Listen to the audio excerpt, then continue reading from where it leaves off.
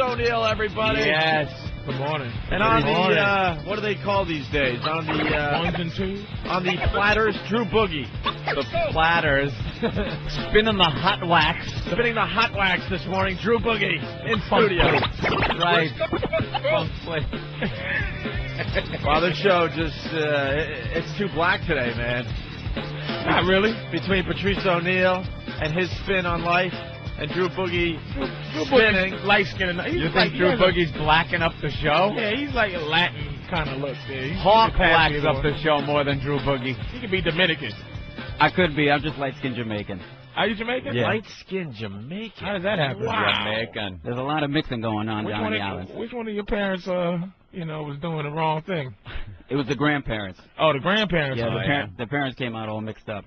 What? So you got that one relative that's really white that just looks out of place? But there's a lot of white Jamaicans down there for some reason. There's white Jamaicans, Chinese Jamaicans, the old school. All right, let's slow down with the Chinese Jamaicans. No, it's true. All right. Chinese Jamaicans. I can handle yes. No MSG, man. I got cousins named... I got cousins named Woon. Shit like that, yeah. Really? Woon. You look like you might have a little Asian in you. Yeah. Do you? I hope not. You hope not? Can I get a number 3 with extra duck sauce, please? Okay, delivery be there in 10 minutes. We're off to a good start. Delivery. A number 3, please. With the egg roll, please. Light-skinned Chinese Jamaican. Give me the bumper-cloud duck. The world is coming to a complete stop. Sometimes you see some guys that are, white. They're white guys. You see it on the news, and it goes, the black activist, and they give a name, and the guy walks out, and you're like, wow, that guy, there's no trace of black in him.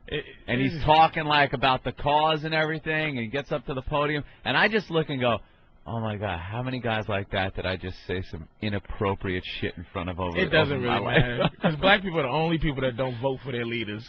Yeah. Our leaders are, somebody told us that's our leader. All right, Chinese black man is our leader, no problem. You got it, googie nigga. It's all up to you to know the plight. You're the man. It's weird. We don't vote for any of our leaders, man. No. Everybody says, okay, all right, Al Sharpton's all right. Yeah. Cool. Nobody else. He's the guy. All right, well. What the fuck? Why is that? You guys need some strong motherfucker to just step up that can really, like, pull everyone together. Well, everybody likes this Obama guy. Yeah, young but kid. his name scares the shit out of white people. Yeah, but he has the... Obama sounds like Osama, fuck him. Yeah. Osama. That's what people are saying. Obama sounds like Osama. No, it's not too much. That ain't winning. That's like, Badolf Dittler is running. Let's fucking let me cast my vote. Badolf Dittler. That's a good guy. I look at his platform. It's great. The guy agrees with everything I say. But you're gonna pull the fucking handle for him? Joseph Singular. He really should change his Joe name. Singular. Change that fucking name, Obama. You do a lot better. Yeah, well. Yeah, it is Obama's, but you know what? He has to. That's the way you pass it off because he's so eloquent. He's like the eloquent enough to where white people go, wow, he's so. But he has that name that black people go, okay, brother. You know. Well, the Colin Powell, that was, Whitey was ready to just cast the vote, just to look good and go, look, see what a good guy I am. And then he fucked up with Bush. He fucked up by going to the UN with all that information he had. He might as well have just held up the Weekly World News and said, and we're going to catch Bat Boy. Bat Boy's in trouble with that shit he was fucking... I don't care who you are. At some point, man, you get black guilt, man, where you hang around enough white people. It'll happen to me soon. Yeah. As I'm come in the morning, I'm looking at your face and Opie, I'm like, cracker mother. You know what? Fuck this shit. Fight the power. I got white power. You're still thankful to be here. You know what? You just need a guy, though, to come up to you and go, my brother, what are you doing with your life, my brother? You up there with those Opies and those Anthonys, brother. The white devils. The white devils. The white devil is up there, and he's getting in your mind, my brother. And Patrice will sit there and go, this motherfucker's right. You know what? Let me tell you, man. I'm getting old. I'm so far away from like somebody guilting me with the black guilt shit. Yeah. Man. I started because I started comedy in Boston, man. So it was nothing but old Irish dudes. Right. Was my mentors.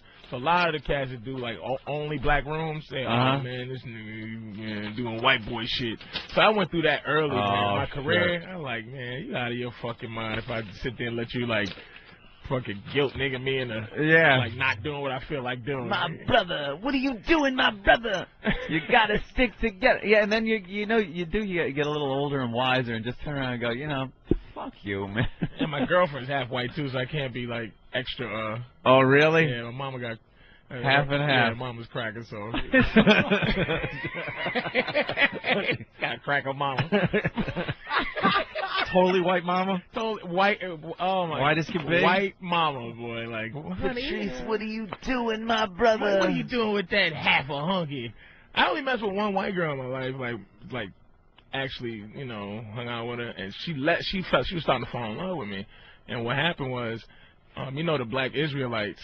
Those are some angry motherfuckers. This girl was a trooper because she would come in and go right to the room and just take her clothes. It was just genius how much of a trooper she was. So she would just go in, take clothes, and just be ready. But at some point she started to catch feelings how women do, man. So she said, like, because she used to come in, take the train over, and take the train. Wow, a trooper. Convenience. And she was around for a long time, and then finally, I said, let me give you a ride in the city one day. I was feeling good, and I dropped, the Israelites. Yeah. read that, and Cracker's eyeballs be looking at you, and Huggy's breath stink, so she dropped. He had kingdoms built up before white man was crawling out of the caves. On their hairy bellies. Read that passage, brother. The Neanderthal evil devil. So what happened is I was going and kings. Caroline's to do a show, and there's no parking count, but it was a perfect parking spot right there. But the Israelites was doing this. right where you're right there where the white girl was in my passenger side. So she goes, they go one day. I go, I think I'm going to park. Because sometimes that's, no, it's Sunday. You can park there all day. Yeah. Listen, Crack, I can't park there. Look, take a look at our brother over here. Diluting the blood of our princes and princesses, queens and kings.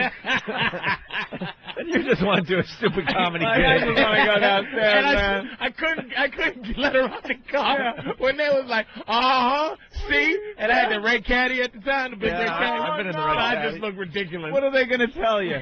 What are they going to fucking, you can turn around and just go, motherfucker, she takes the train. What are they going to say? The first day I decided to help this hunky, I should have said, get out the car, parole officer. Giving all shit. I'm sure you put lye in your hair to straighten it out too, my brother.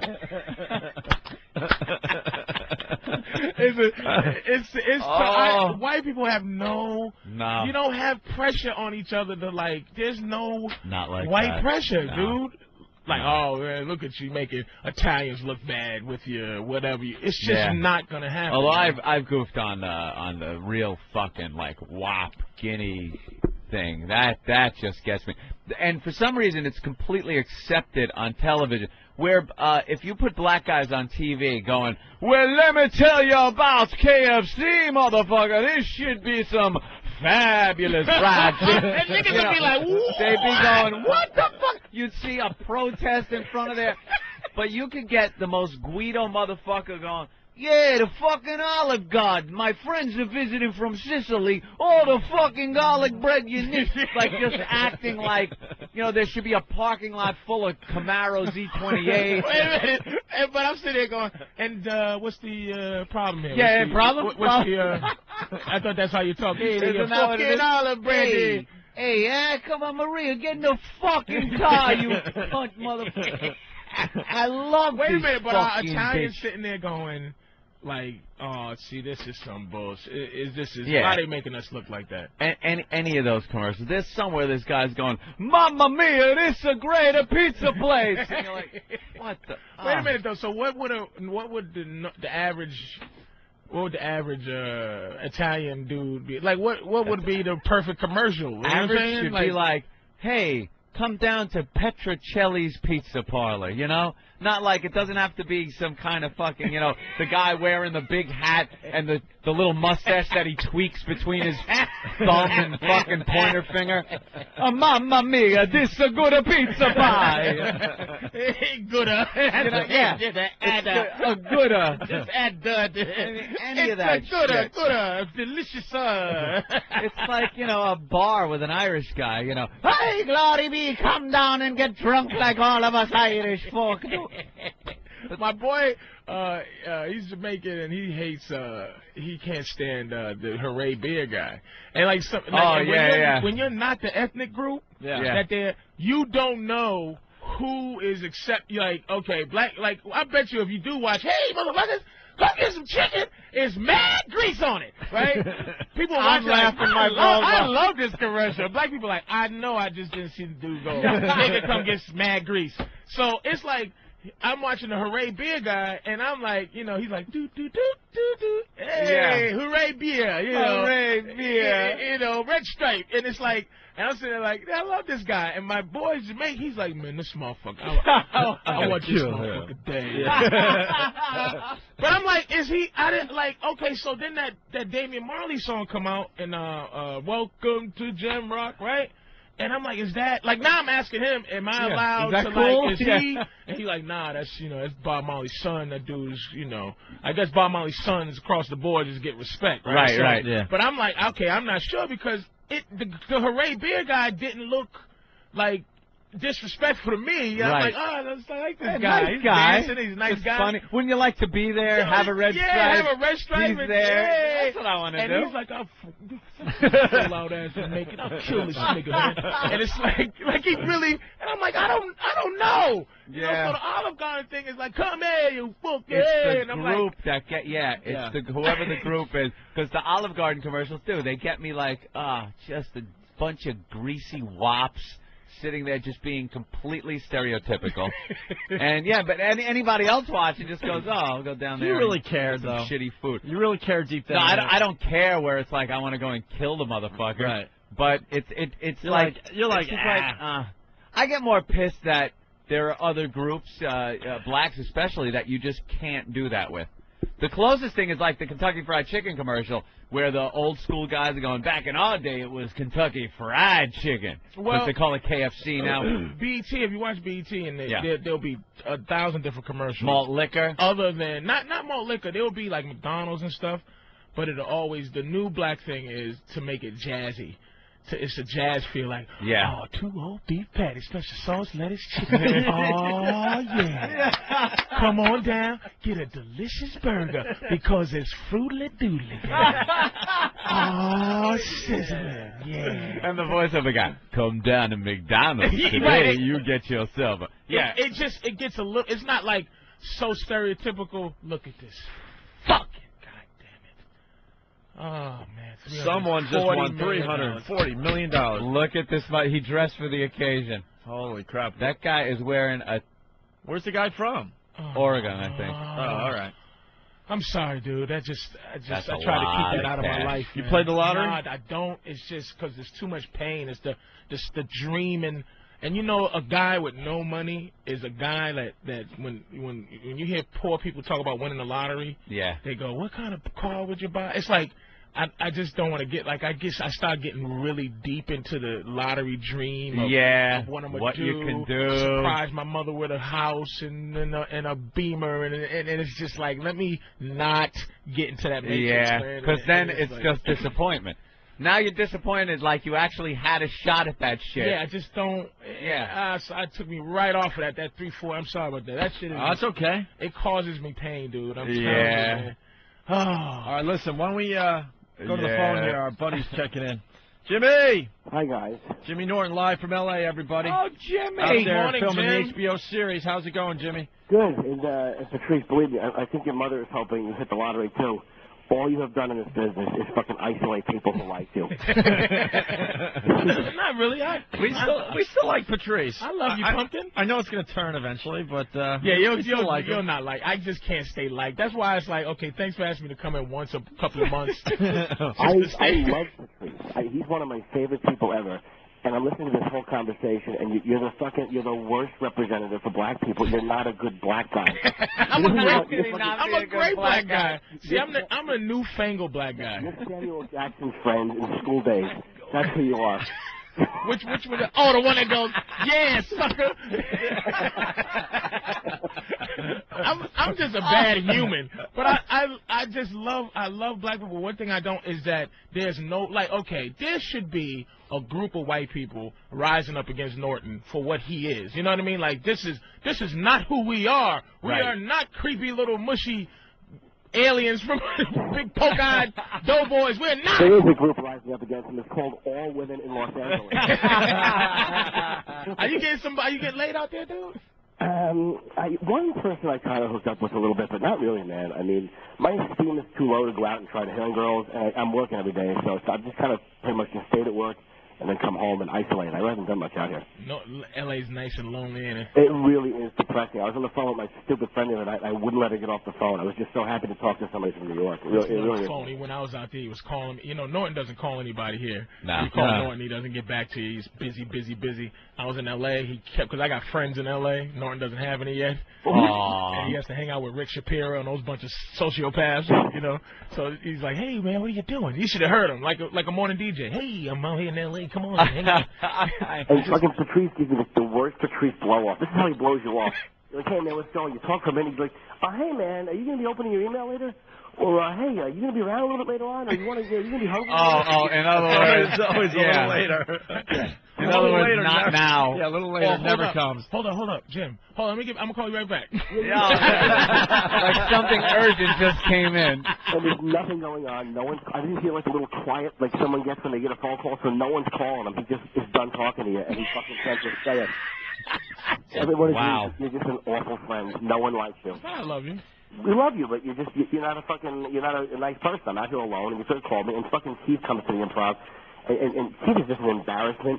Because what he'll do is he'll try trashing you just to show how comfortable he is when he's fucking terrified because nobody cares about him in life. Oh, he really does get confidence off the back of his friends. Really? Look at your coat. Ain't that funny, Damon Wayans? Hey, Eddie Murphy, look at his shoes. Good one, Keith. Are you cracking on my feet in front of Eddie Murphy? You fucking pussy. As soon as he gets out here, he tries to show people how free and funny he is, but the only one he's comfortable enough shitting on is me, and it's embarrassing and it's uncomfortable. It's nothing worse than it's so true. Look at you. Your head's big. Prick. Yeah. Hey, Jimmy, we had Boston the other day, and he came in to hang with us, and everything was going great, and then he just attacked all of us for not showing up at Caroline's for his post-wedding party. Really? Yeah, and he said it was a big deal, and we should have been there, and it was his official wedding reception for his New York friends. Really? He pulled out invites from Ben, Steve, and Master Poe. They said they were going to attend, and they never showed. So he's calling everyone out like crazy. Yeah, he brought in evidence. Well, first of all, he's lucky Ben didn't show up, or he'd owe about 3 times as much as he did from fucking the damage he would have done at the bar on a fucking Thursday for free would have been a major problem. It would have been. Nothing on that one.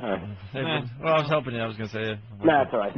I was going to say it would have been ugly. You know. We understood. We understood it even before you went into the explanation. After the part that should have got the laugh. I sensed it had nothing, and so I figured just keep talking until someone else. Right. But he was very hurt that we weren't there. Really? Very hurt. It's 4:30 in the morning in L.A. I know. What are you doing up, Jimmy? Fucking lonely idiot. Listen to me. I'm going to bed soon. I have a late call. We had an 8 o'clock in the morning yesterday, so I have a 1 o'clock call this afternoon. Hold on. A call, Patrice, is when you have to be somewhere else. Oh. Okay. Hey, Jimmy. I'm kidding, babe. You know I'm kidding. Babe. How's the shooting going? It's good, man. It's fun. Yeah. How many in the can? 4. We're shooting the second. We're shooting we're on the 4th one now. All right. So it's going very well. All right. How's that doughy skin under those TV lights? It's just maintaining. I'm not in the next scene to like to do any damage. You know, I just kind of show up, and by the time it heats up, I'm finished.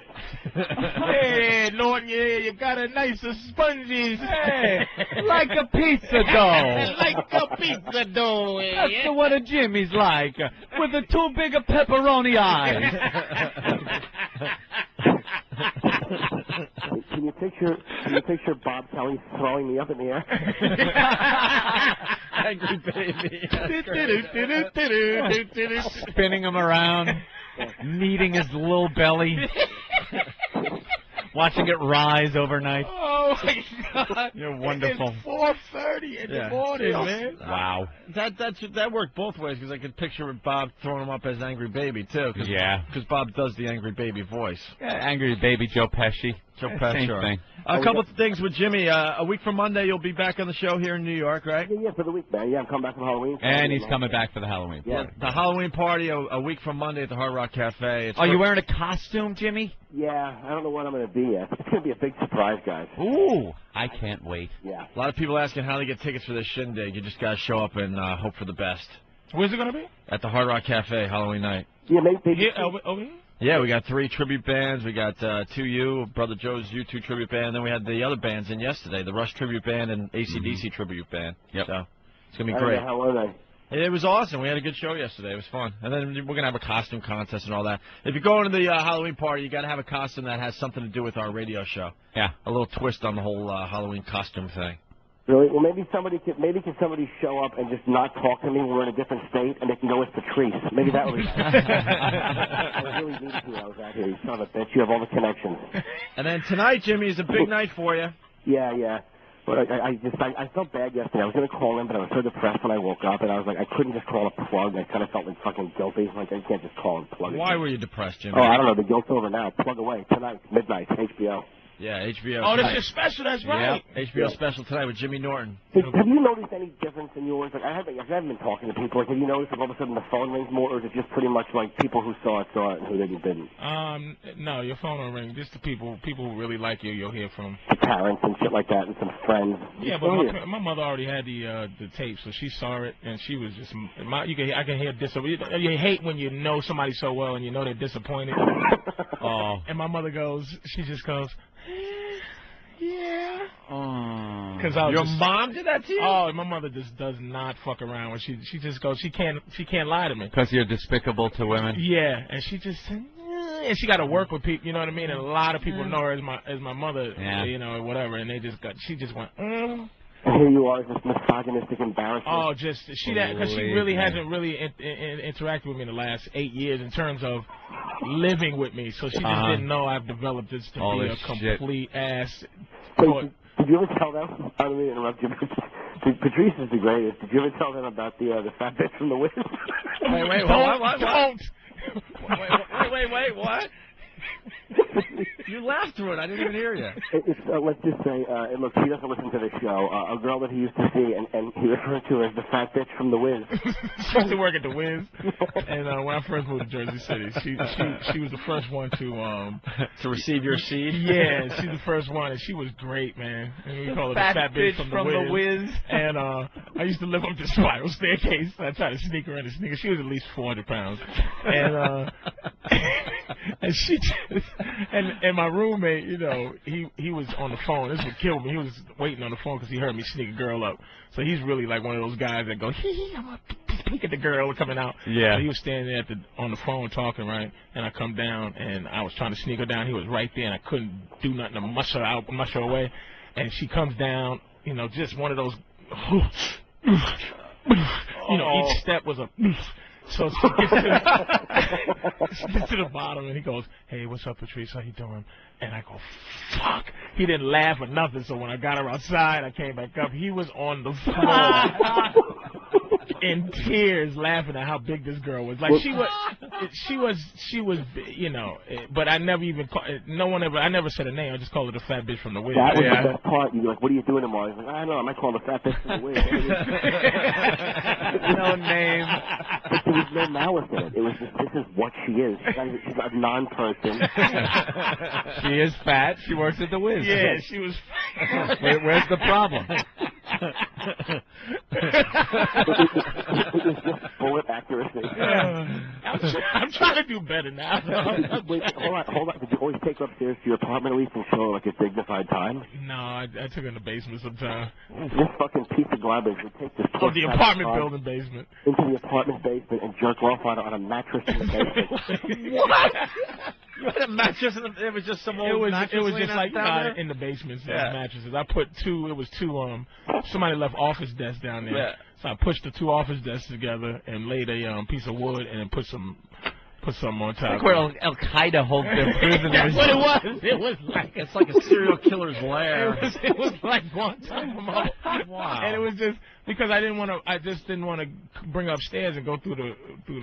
Yeah. She was, and you hate to really, it's because it sounds so disrespectful. Yeah. But you know how you do with your friends. You know, I had a fat bitch from the Wiz, but she was such a trooper. Like she was good in the sack because she had to be. And she was probably one of the best. Gave the best head in the history of head, man. She had no problem that you would treat her like that. But that was her. That was her. And the thing about it, what was great about it is that she saw me with this girl like that was a little bit pretty in her, and she called me and said, "Look, I got jealous." She was so businesslike. She said, "Look, I got jealous, and I realized that I'm starting to catch feelings. I'm not going to call you anymore." And she never talked to me again. Wow. She was because she's a fat girl like that feels like. You know, that's the beautiful women are the ones that stalk you because they like, how dare you mother of you, how dare you leave me, you cocksucker. And this one was like, you know what? I saw this girl. She just looked way better than me. I'm a fat bitch, and I got to go.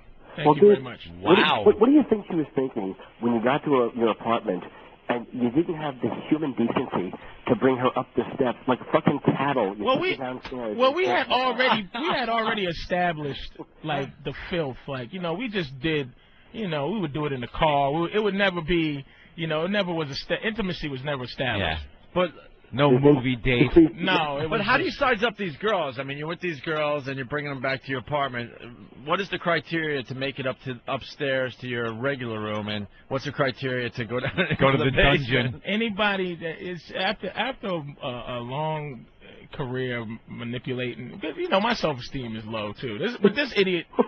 He knows too. It's just like imagine what he does to women too. Fucking suicidal maniac from South Jersey. Dude, at least I have the guise of dignity. At least I say good. No. At least you say you do, you asswipe. You shut your face. You masturbate on a girl who made $3.35 an hour in a basement. You're a fucking entertainer. You spend thousands of dollars on watches. And he talked her into using that employee discount at the Wiz for a few items, right? You get what, 10, 20% off? What do you get? Hey, it's weird in a real dysfunctional way. She was a good girl.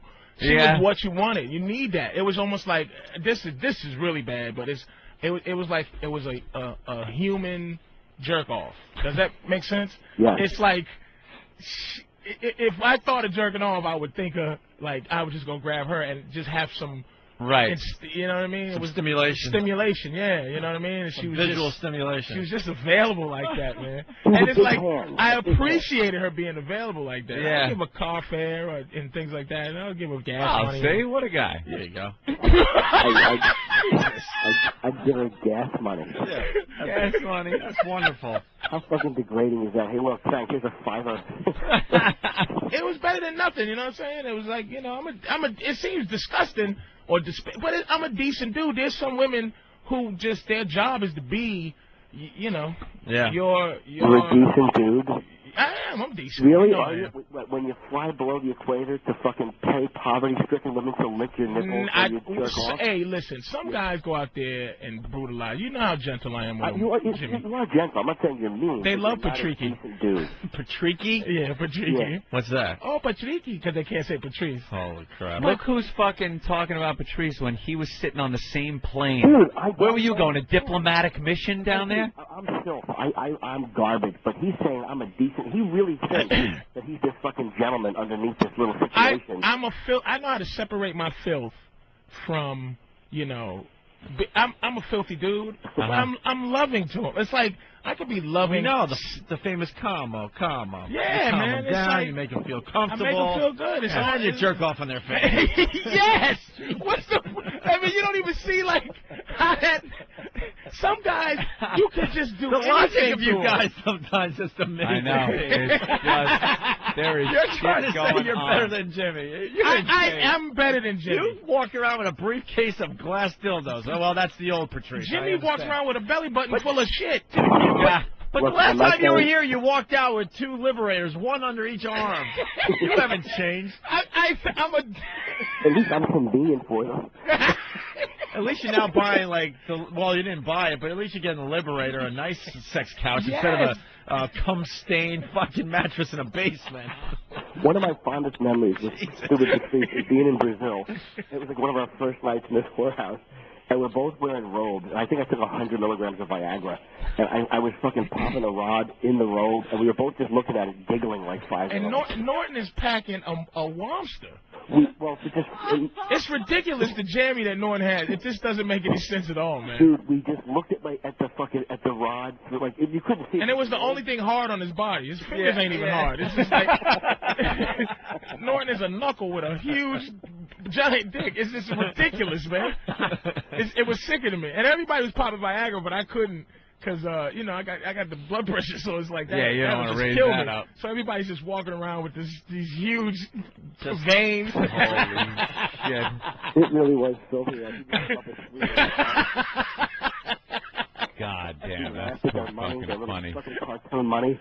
Look at Anthony looking at this hurricane like my vacation. I'm just looking like, well, it looks like by now it's Tuesday? Tuesday. Fine. I'm fine, too. We're flying tomorrow. They're looking at this. Ant's flying today, and I'm flying tomorrow.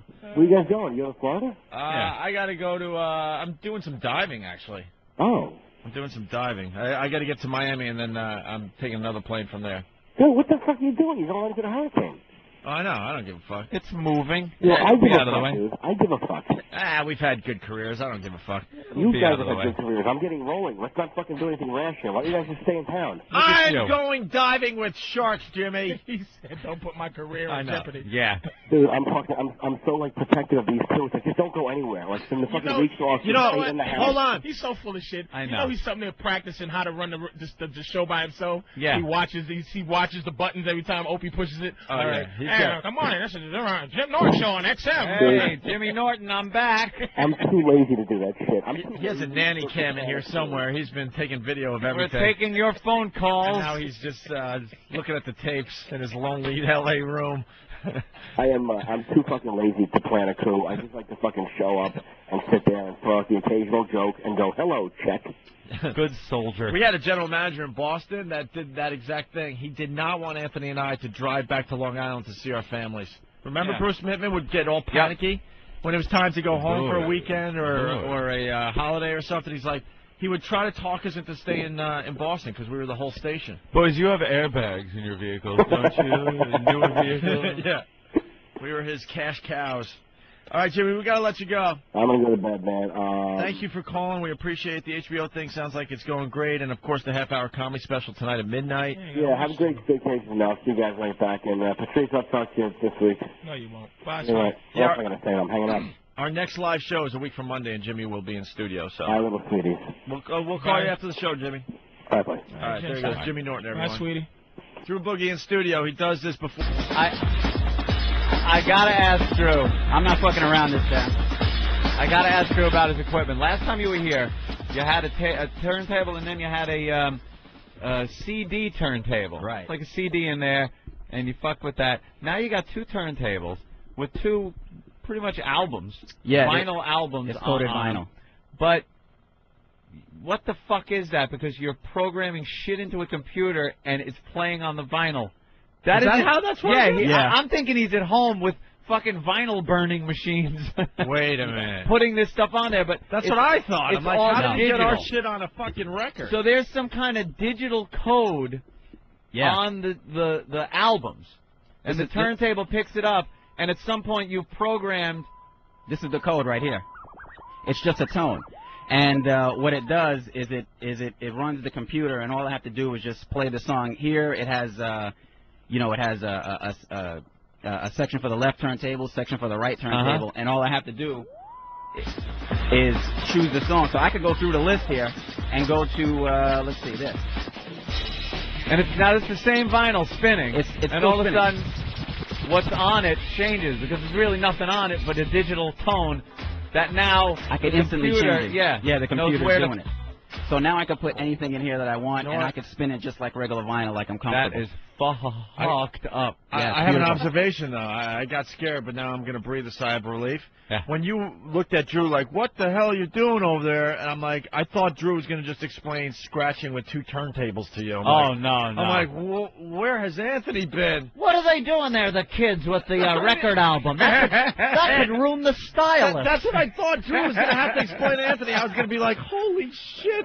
But I didn't see the computer. And it's the digital age, my friend. Because I saw him, he hasn't removed the vinyl from the turntable. Right, and it's that's playing amazing. different His sounds. explanation, I still don't get. And really? Like, I know what he's doing. I know what's going on. Right. Theoretically. Yeah. But that's amazing that he's scratching up the computer. Well, the records are not changing off the turntable. No, it's what all, it is the computer can identify the tone on the vinyl. Right. So the computer knows if it hears such and such a tone to put this music on there, where to replace that tone with this music. Exactly. That he has chosen. That can be changed at any time. Exactly. So he never has to change vinyl. Yeah. He just changes a few things on a computer, and he's got a whole nother friggin' album what's it there to connected work to? with. It's connected. What's it connected to? You see this box over here? Yeah. The turntables are connected into that. That goes into the mixer. That box connects USB to this Oh, my God, laptop my brain here. just exploded. That Thank is you. And this is what the DJs are doing now Holy because crap. it's much easier than carrying vinyl. Instead of carrying a whole box full of So vinyl. this destroys records. This now. destroys records, except for the one company that makes these records. one the company. digital record the company. digital age is just taking. Yeah. Do you look at your CDs at home like, oh my God, CDs? I'm always two. I mean, I still two use- notches behind. But I still use my CDs, but I could see where this is such a waste of space. And I'm defiant. Like if I was a DJ, I'll still be DJ Vinyl Man. Because it's like, I'm like, F this, man. I'm going to stay true to the game They until I call see. him DJ Vinyl Man. No, this the motherfucker. He's still doing it old school. DJ fuck technology.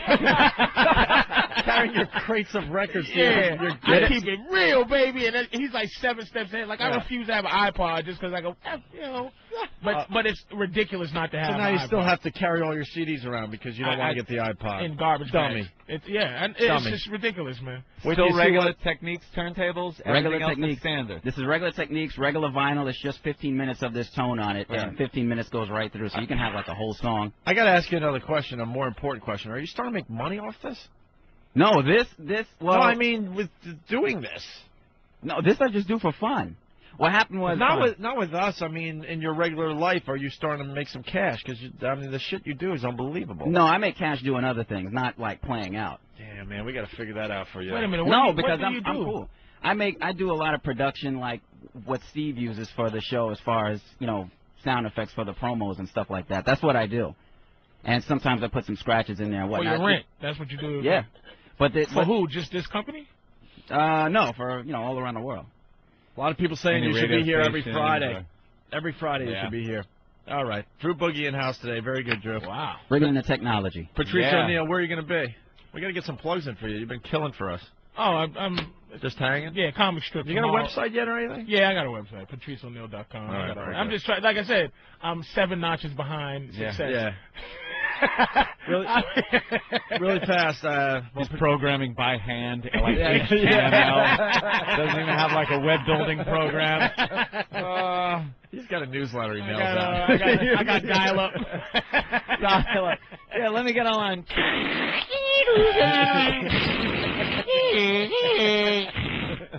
I try to be all defiant. I'm losing. You got to give in to the technology. I did. Really fast.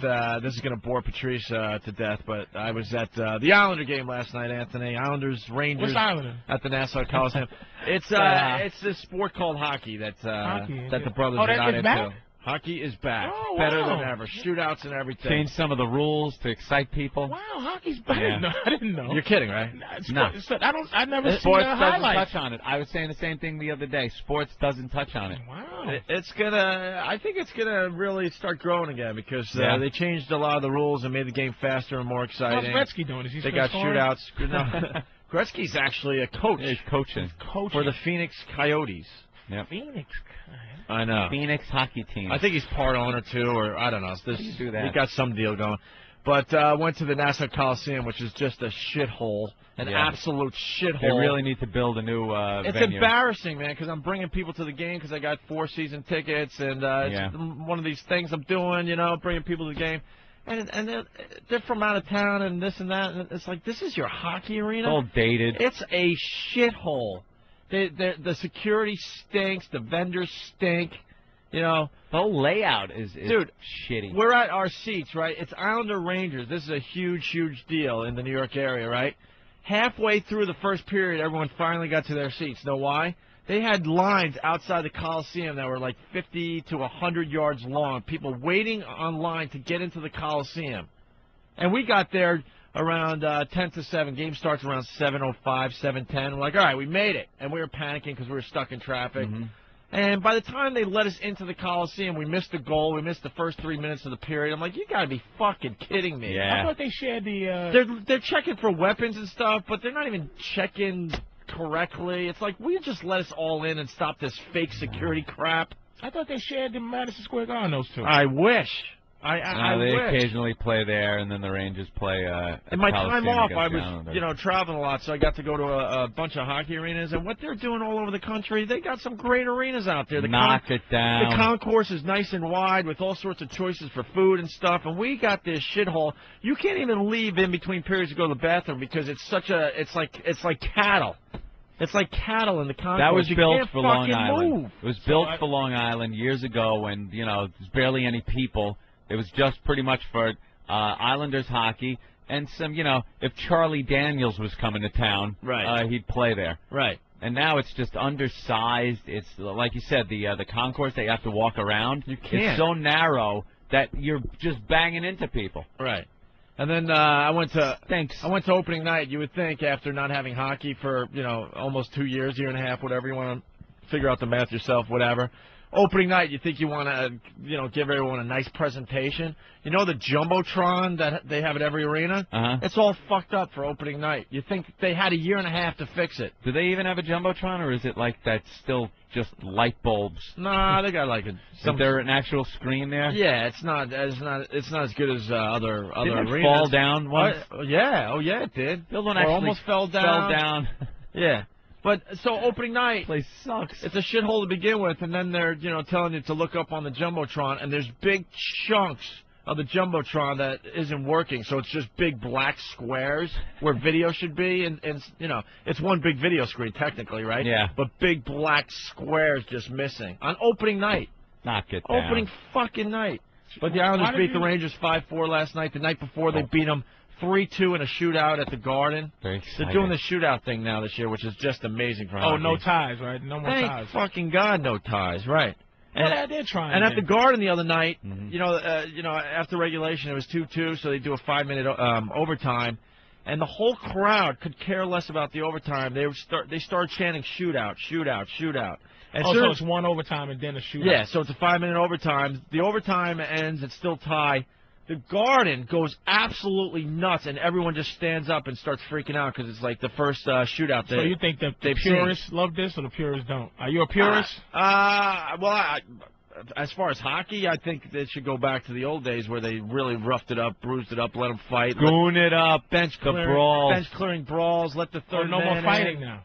They're trying to make it more about the skill and speed up the game and get rid of the fighting. Mandatory helmets.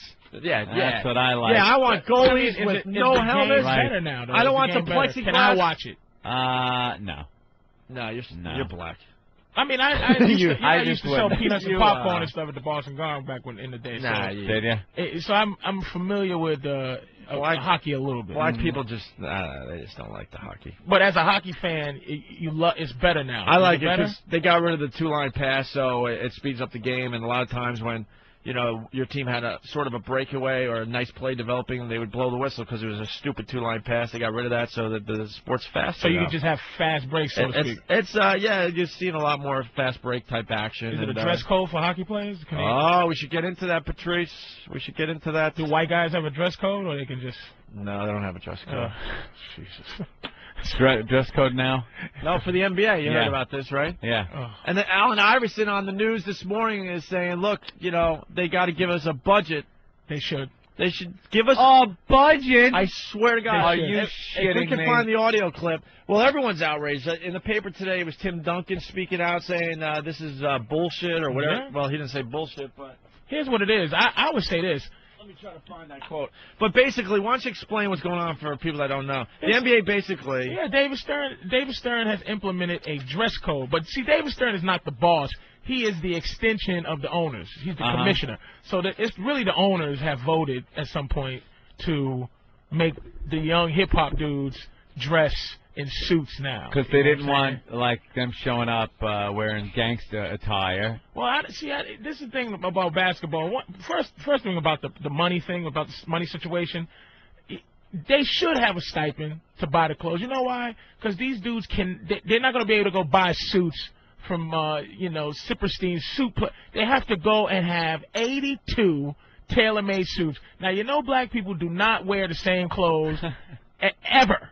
So you're not going to see Shaq in the same suit he wore 2 weeks ago. So he's going to have 82 $3,000 suits. I don't give a shit how much money now. If somebody asks you, that's the black man's problem. I've been wearing the same jeans. It's a black man's sport. I'm just saying about the clothes. I'm wearing the same jeans all week. I don't give a shit as long as they don't smell. But what is up with the black guy and his clothes? I don't get it. Because the white man made us wear dirty shit all our lives. Get over it! We can always go back to slavery. We had to wear potato sacks, nigga. Why are you the only ones not getting over slavery? Motherfucker, y'all were over it when it was going on. Your own people sold you. Get over it. You were over it when it was happening. People took the money. It's that once we get a chance to have some style, we have some style. That's what I'm saying. There's no pressure for the white. I would love to not have pressure to dress at all. White people just don't have that kind of pressure. Why do you have to dress so good? I don't get it. It's just the rules. It's rules of just being black? It's the rules of being black. When you you have a Boston Red Sox hat on today? Mm-hmm. I've seen many, many variations of the Boston Red Sox hat. I've never seen that one. I've never seen that one. I can't even explain it. It is all red, even the B. The famous B logo. Shitload of little B's all over the hat. And if I wore it on television, I could never wear it again. Right. Nigga, you had that hat on last week, nigga.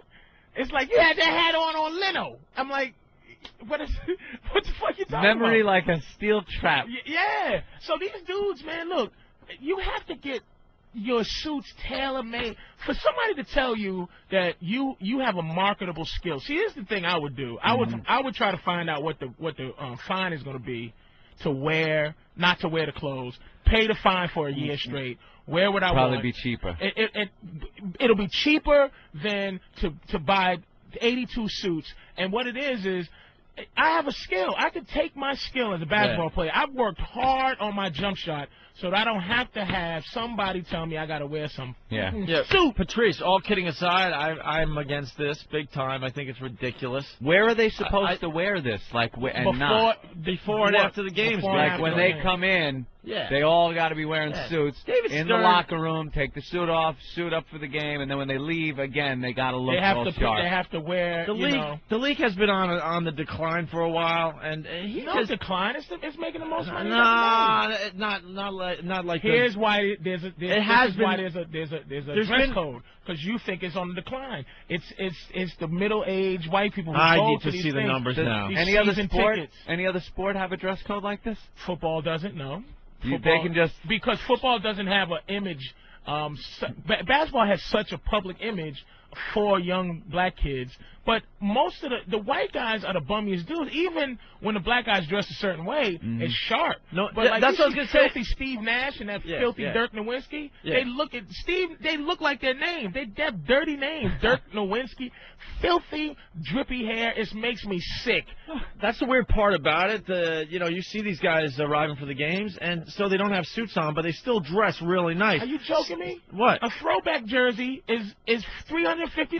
No, I don't see him. I see him dressing in. A lot of the guys do dress in suits already, or other clothes that are really, really nice. Dwayne Wade. And sometimes they come in with the crazy fur jackets and looking like pimps. I like that. Back in I like that in the mid '80s, right? All the dudes, Jordan, Magic. Like I said, I used to work at the Boston Garden. I would see the guys come in.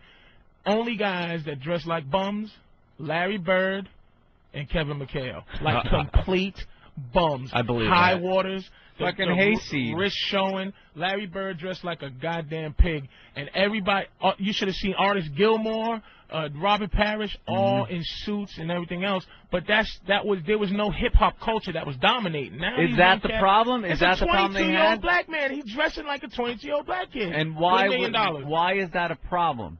Like, I don't see if he comes in. Because there's a culture associated with hip hop that's violent and this and that and other things. I'll agree with that. But I didn't hear one black dude calling in the other day with the gun with the thing shooting off. Oh yeah. Yo, son. Yo, I'm here in South Philly. Ready? Yeah. Glock 49 stole off this motherfucking cop. Ready? Listen. Bop, bop. Yeah, nigga. They ain't gonna waste any ammo that could be shot into an innocent 9-year-old. Why the fuck are they gonna waste ammo? White people love wasting ammo. I'll shoot a tree 80 fucking times. I just hate that hockey, baseball, football, basketball. They're just trying to clean up their image constantly, man. Let the NBA guys wear whatever the fuck they want. Let the fucking guys, after they score a touchdown, dance their asses off and make fools of themselves. I don't give a shit. So it makes it more entertaining. They want them to come and dress like John Gotti. Fucking hockey, the big wigs think, hockey doesn't need fighting anymore. That's bullshit. The fans want to see it fighting in hockey. Stop with this shit. They're trying to make it too classy. But fighting is different from a style. No, I'm just like you're trying to ban style, right? And I mean, fighting is different. I'm just throwing it all together. It's like you can't throw it all together. You can't throw hockey in with style. Like fighting is different. No, well, this has just got my goat, as they say. But if they scored a goal, if a hockey player scored a goal and then held his balls and lifted up his right skate and slid one like. If the celebrations, it's gonna be a problem. Yeah, baby, they skate a figure eight or do something. Yeah. Then there's something to like go. Then they're gonna get know what happens after that? They get the shit beat out of them. But not by who? By the other team. Actually, wait, you score a goal in hockey and you start like really, You do a victory dance. You do like a victory dance. There's a couple moves that the players do in general. One skate with the arm pump. Yeah, that type of stuff. I've seen that one. The shit you could do on PlayStation 2. Yes, right. Of course. But if you do anything outside the moves that are kind of accepted, you're going to get your ass beat after scoring. Well, how come football players are concerned about that? Football players, they do the worm, they do the river dance. And football is the most dangerous sport there is. There's nothing but violent hitting. Yeah. So it's like... Did somebody actually do the river dance? Chad Johnson did the river dance. Oh, yes, he did. He did. All right, that's fucking hysterical. Chad Johnson did the river dance. Isn't he the dude that's doing a new dance every time now or something like that? He's trying, but he's running out. He's running out. He has the fans to like... Yeah. Like, please send me out. Funny as shit. You haven't seen the video of him doing the river dance? Oh, it's classic. Oh, is that good? It just should not be a dress code, man. Especially when you got a market with a skill, man. When you got a skill that you can sell all over the world, NBA is the highest level of your skill, like to sell it, the buyer. Right. But you could go to Europe, you could go anywhere and sell your skill to the Globetrotters or whatever, and you go, are you the whole league should get together and just dress however the fuck they want. I would go against Stern. But when you get Iverson going, they should give me money for clothes. I understand what he's saying. It's not. He's not going to get our sympathy, That's what see. That's the thing. It's like And Duncan in the paper, I found it really fast. NBA code retarded. Look, Al and I, these dudes are not paid to be like you said, like we were talking about earlier, the spokesman for. It's really they're the president of themselves. You know what I'm saying? Right, yeah. And basically, it's like a stipend means, look, I spent half my money on these throwback jerseys, man. I don't care if I gotta take your hand out my pocket. You understand? Yep. It's like I have to go. For me to dress. See, this is what I'm saying. If it was like you said, white guy rules, they'll just go, okay, I'll go down over there. You're talking like $250,000 worth of suits they're going to need to. You're talking a lot of money to go get these things made, to take time out your day to go to do something like you work for a fucking company at Look, man. a 9 to 5. Kiss my ass. You're not going to get the fans on your side with that. Who cares? They make enough money that you know, to us it's like Do whatever. you want anybody in your pockets, man, telling you what you're supposed to do with your money? Exactly. Well, if XM Satellite Radio told us we have to come up here in a suit and tie every day, and it comes out of our pocket. With your money. Exactly. With your own money, I would be pissed. Well, Duncan says this about the dress code. I think it's a load of crap. I understand what they're trying to do with the hats and do-rags and jerseys and stuff. That's fine, but I don't understand why they would take it to this level. I think it's basically retarded. I don't like the direction they're going, but who am I? Now, this guy is talking about the do-rags, and he's still qualifying. See, what he's saying is, like, how he dresses. He dresses like a big Bahamian. He's from the Bahamas or whatever, or the Virgin Islands or something. So they walk around in you know, linens and, you know, they dress retarded, too. But he's, like, saying, well, look, I don't want to dress in suits, but I can understand you know, getting rid of this hip-hoppy thing, you know what I mean? But let them, I say, dress any goddamn way you want when you're worth $1 zillion, man. Has anybody tried racism yet about it? Of course they have. Because the league is black, but the white players are the worst dressed. Yeah. But the league is black. The league is black, and the owners are white, and the owners dress like bums. And what's the game? Mark Cuban from Dallas. He's like, man, kiss my ass. I own the team. I'm dressing. And then he goes, well, I don't approve of this thing. And then he goes, well, don't your players have to? He goes, yeah, they got to do it, but Mark Cuban's a really cool guy. I fucking own the team. I met that dude. I was lucky to meet that guy. He's a cool guy. I like Mark Cuban. He's like a real renegade. And he's insane. He's like a billionaire that's absolutely insane, and he's just playing. He bought a team because he could, and he's just playing. That's all he's doing. He's the you know. Stop cleaning up our sports though. In general, I'm just making a general statement because the code thing got me thinking. Stop. I say stop. I don't know. That's why the X Games and these other sports that are coming around, they're getting very popular because people like to see the down and dirty shit. The dirt. Let me tell you something, man. I like to see the dirt in my sport. I like to see the fights and everything. Yeah. Are you a football fan? I like my Jets, but look, football has become like the rules and the God and the G. Like when I played football when I was younger, if we hit somebody and he fell and he didn't move and was paralyzed, we didn't hold the other team's hand and pray. We used to all hump in a circle over him and say, yeah, motherfucker, you know, get up. Look at his leg twitching. He's paralyzed. Yeah, come get your boy. He's probably dead. That's what we did when we played football. That's why I'm like, steroids. I'm so with you, man. I want steroids. Now after the games, they go into a pray circle. Some prayer. We never would touch somebody and pray. If you believe in God and all that, great. But all of a sudden they get together, hold hands, and do a quick prayer. That's at center field or whatever sport it would be. We used to pray somebody got paralyzed on the team. Please, God, please let his vertebrae get snapped. We didn't, and the steroids thing, it's like, what do I care that Barry Bonds takes steroids? Right. I want to see him hit 800-foot home runs. I don't want to see these. It makes it more exciting. Yes. And why are they playing? So the people fucking watch to entertain the people. What comedian, because I don't want to rip them off, who has the joke about, you know, they talk about steroids and stuff, but they don't go after the musicians who made some of their greatest music on drugs. On drugs, right. But they did it on drugs. Yeah. They were performing on some kind of substance, well, and came out with their best shit. When these rock guys, you know, clean up their act, that's when the shitty music comes out. Yeah. And what if, like, some of my favorite Beatles music is off when they was on acid, the acid trip, Strawberry Fields, and I like that trippy shit. You know what I mean? What are they going to say? Musicians, no drugs. We're going to be testing you. If you come out positive for drugs, your album's getting pulled. Well, I guess drugs help your creativity. Yeah, without a doubt it does. You know, but I guess steroids will help if you don't take steroids and you play football against a dude that does. Oh, yeah. You'll get your head smushed in. It's done. Anyway, to wrap up a little, I guess we're doing a little sports here. You hear what XM Satellite Radio is doing? The World Series starts, what, tomorrow night? Indeed. It's obviously Houston and Chicago going at it. It's pretty funny. Who do you like? It's pretty funny. The New York paper here, the Daily News, the sports section on the cover, shows 4 pitchers in the World Series that George Steinbrenner basically let go. Yeah. The Roll Rocket, Yankees. Andy Pettit. Who are the other two? Yeah, El Duque and Contreras. All were Yankees at one time. Yeah. But anyway, XM Satellite Radio just announced this yesterday. It's hitting all the papers and the press. This is unbelievable. XM Satellite Radio, which carries all Major League Baseball games, is giving away coupons for free XM radios to everyone who attends Game 1 of the World Series at Chicago's U.S. Cellular Park, Anthony. Ooh. If each of the 40,000 fans cashes in the coupon for the $80 Delphi Road XT, that's the new Roadie, yeah. That's a retail value of about $3.2 million. XM will then do the same thing at Houston's Minute Maid Park if there is a Game 5.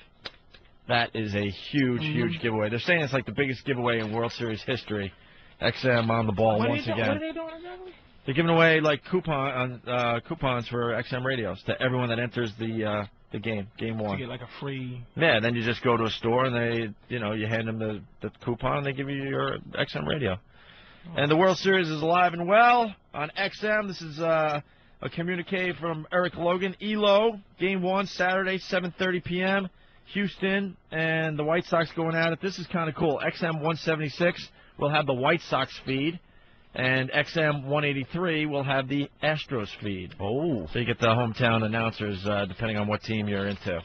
I want to see Houston win it. You do? Yeah, I want to see Clemens win it. You I used to hate Clemens. Now I like the guy. No He's White getting Sox? up there.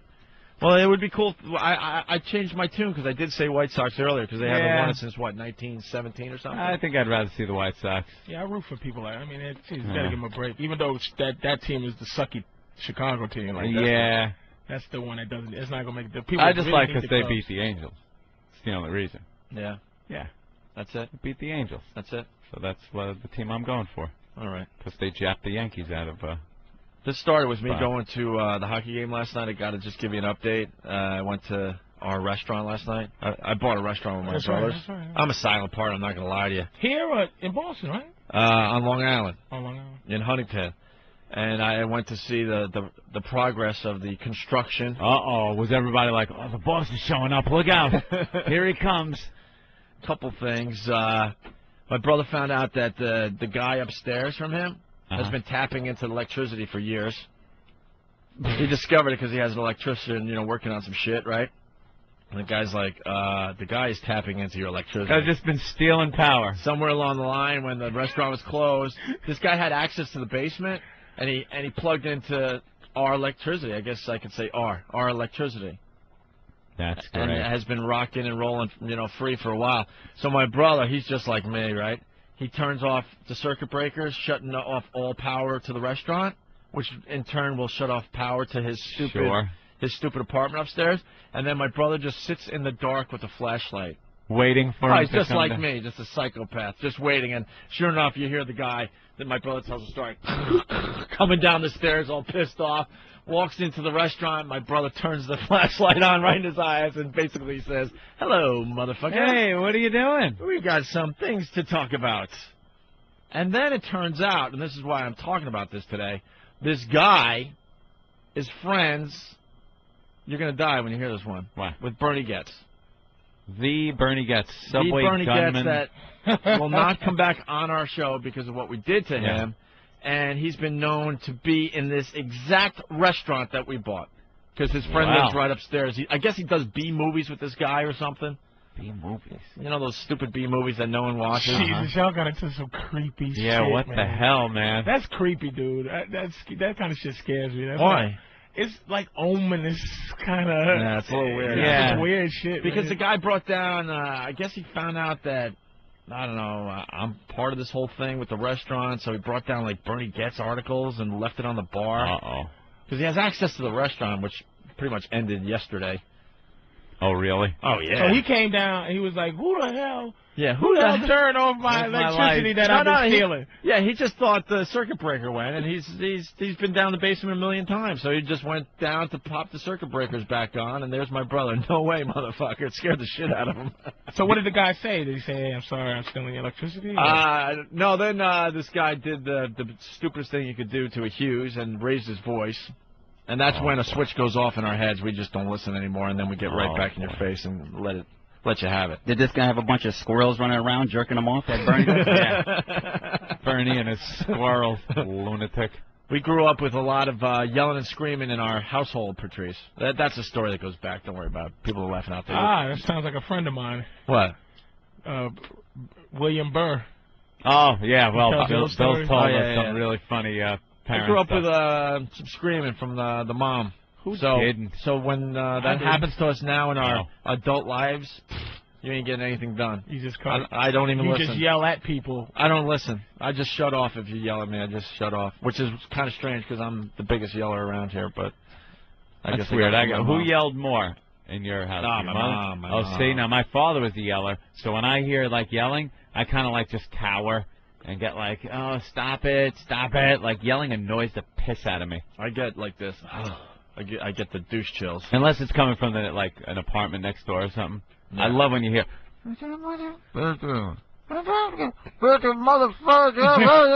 I run for the glass, and I put the glass against the wall, and I'm listening. I love a good next door argument. Yeah. Love it. Yeah. I get all pissed. I try to find like a closet that gets a better sound than that wandering around. Love knowing what's going on. By the way, there's a lot of fans in Long Island. My brother's working his balls off. If you want to stop by with a pickup truck and haul some shit away, because people have been asking what they can do to help. Boy. I don't know. He'll probably give you a gift certificate or, I don't know, something. What are you guys going to sell? What kind of food? Some kind of... It's all my brother. American something. Is he? We're not going Italian. He's not a cook, is he? American bistro. He's a great cook, actually. He's been in the business as long as I've been doing radio. He's really good. So, cuisine. If you're in the Huntington area, my brother's at 400 New York Avenue. 400 New York Avenue. Stop by and say hi, either today or sometime this weekend. And if you want to lend a hand, he's looking for some able bodies. Opening? We were hoping for like November 1st, but I don't think that's happening. And you guys Irish, right? No, everyone thinks that. You're not Irish? I'm a mutt. Oh, just a bunch of European. Just the most I'm a quarter Polish. Guy. Quarter Polish is the most, and then everything else is just all over the ball field. Some German and tiny bit of Irish, but nothing really significant. You don't want to admit to the Polish part. Why not? He's admitting to being black. You got no choice. You can fake it. Whitey can fake it. Well, that's what I'm saying. They can always just. Opie can go 100% German, and everyone will go, "Oh, hey, German." Yeah. Or, "Oh, he's Irish." Oh, Irish. Doesn't matter. And look at it, and he's from like this mutt thing, and it's like white. That's what I love about white and black people. We just pick the color, and it's like we just arguing on that color level. But it's like he has nothing to do with slavery. He's a goddamn Polak. Yeah. And he's like, let me tell you something. My people owned your people. They didn't have any fucking Polish mother. Dude, every race was enslaved. Just about. That's what it was about. Well, Polish the Poles slave? had a little problem back there in the World War II. Polish Jews. That's right. That's right, my brother. I lost some peeps. Give us the fists in there. The Jews had a problem under Ramses. That was a little bit of a debacle. You could call it that. Yeah. Oh, get over it. What are you doing? Get over it. You had nothing to do with it. When are you going to get over that whole Moses thing? Come on, let it go. Come on. The real battle was my grandpappy and your grandpappy. Pappy. We had nothing to do with this. It was our grandpappies that really hate each other. Let's calm the fuck down. Hey, on the way to the Islander game, just to wrap this whole dumb break up, I took my brothers to the game, and I was talking to them about Baby Diaz.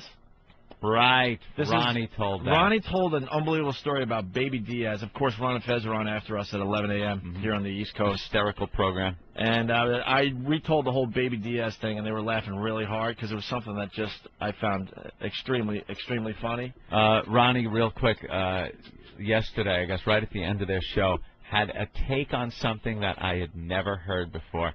Some guy called up to bash their show. Right. Calls up and goes, I listen to O&A every day, and they rule, said something like that, and I can't see why they gave you guys a golden ticket, because I listened, and you guys suck so fucking bad, and Ronnie just unloads on him and goes, well, you know something? You know something about your heroes? We're friends with them. You worship them, we hang out with them. So how about that? And just, shut the guy up. It was attack that I had never heard before. You like O&A? You're like, yeah. Well, they're our friends. We hang with them. You worship them. We're their friends. And they're doing quite well. Of course they got their own audience. They're doing their own thing. We share a huge audience, and then they got their people that like them better than us. So that's just how it works. You go to the message boards, and there are people that are like, I love O&A, but I can't stand Ron and Fez. And then you got the other people that love Ron and Fez, can't stand this show.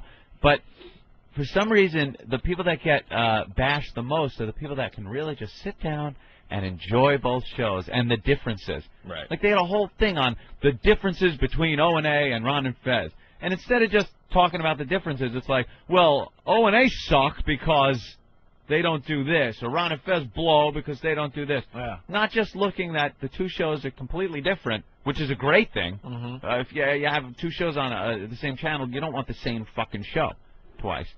I find Ron and Fez hysterical. I listen on the way home. Hysterical. Different than us? Of course. Very different. That's why we like them. Yeah. All right, and they're on right after us at 11. But I was telling the Baby Diaz thing in the car on the way to the Coliseum last night, getting huge laughs. Mm-hmm. But I told my brothers I can't do the story justice, so I'm playing it here. We haven't played this in a while, so we'll play this, and then Drew Boogie, who's spinning for us because it's the day before vacation, will spin us out of here for a little while. When we get back, we got Stalker Patty with part 2 of her book report. We got Big A that's going to do... Should bring chocolate? Yep, she brought chocolate, looks like. And Big A's going to be doing the best of Leno and Letterman's monologues from the week. Were you here last week when he did it? No. He started doing it, and it was really funny, and then we ran out of show. So we're going to try to get him on next. Did you hear this one, people? You got to hear him do stand-up. It's a wreck. Oh, my God. Where did this happen? Where?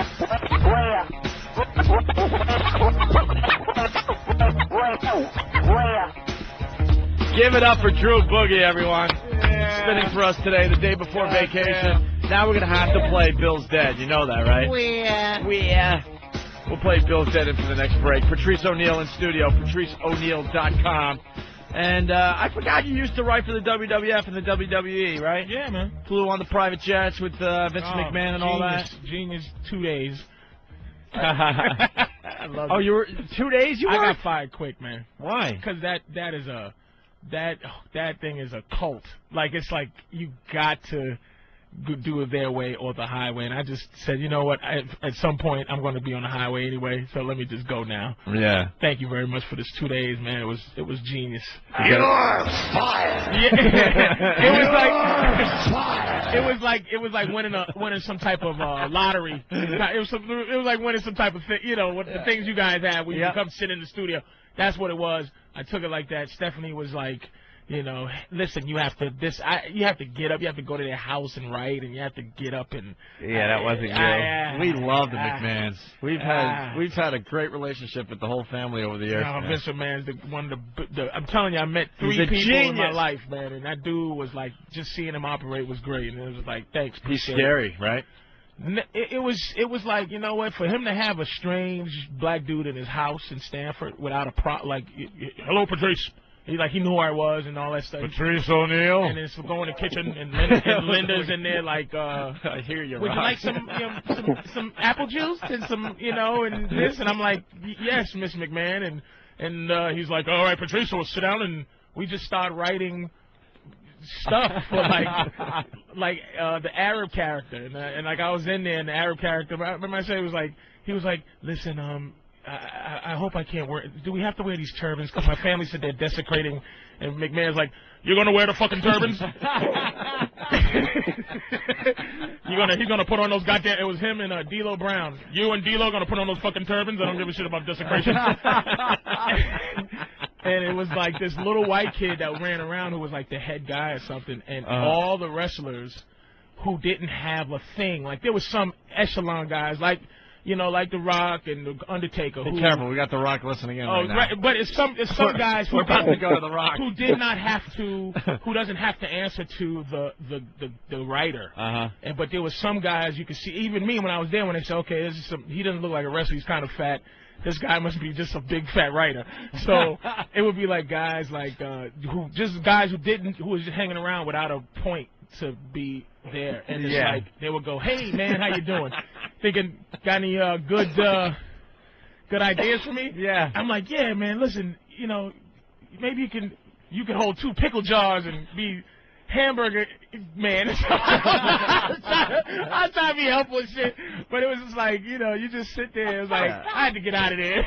It was too close. Yeah. It was too close for, you know, the thing that I actually loved my whole life. You know what I'm saying? It was just like, let me get out of here. Let's say hi to The Rock. Hey, Rock. Good morning, bro. How you doing, man? Good? Good. This dude was nicer than he should be. You know what, Rock? You are nicer than you should. If I was this dude, not even on a star level, on a looking like him level, I'd be such a piece of just an asshole, man. This dude is the nicest guy I ever met. It just makes me sick. And he's taken off, man. It's one of these guys that, you know, went from wrestling into movies. It's been done before. People have done that. But this guy is now making it his career. For sure. He's you're like the new Stallone. You know what's fun? I got to tell you, man, I was laughing my ass off. I was trying not to laugh. And I'm listening to you talk because I know the grind and I know that world, man. And it's a nutty, crazy world. Yeah, it's like a circus, right? You're gonna put on the fucking turban? The dude's like, please, you know, please, the desecration of my people, and we this makes my people look at. He's like, he's gonna put on the fucking turban. Him and D'Lo Brown, and I'm like, God damn. You want to work here? It was like, wow, baby.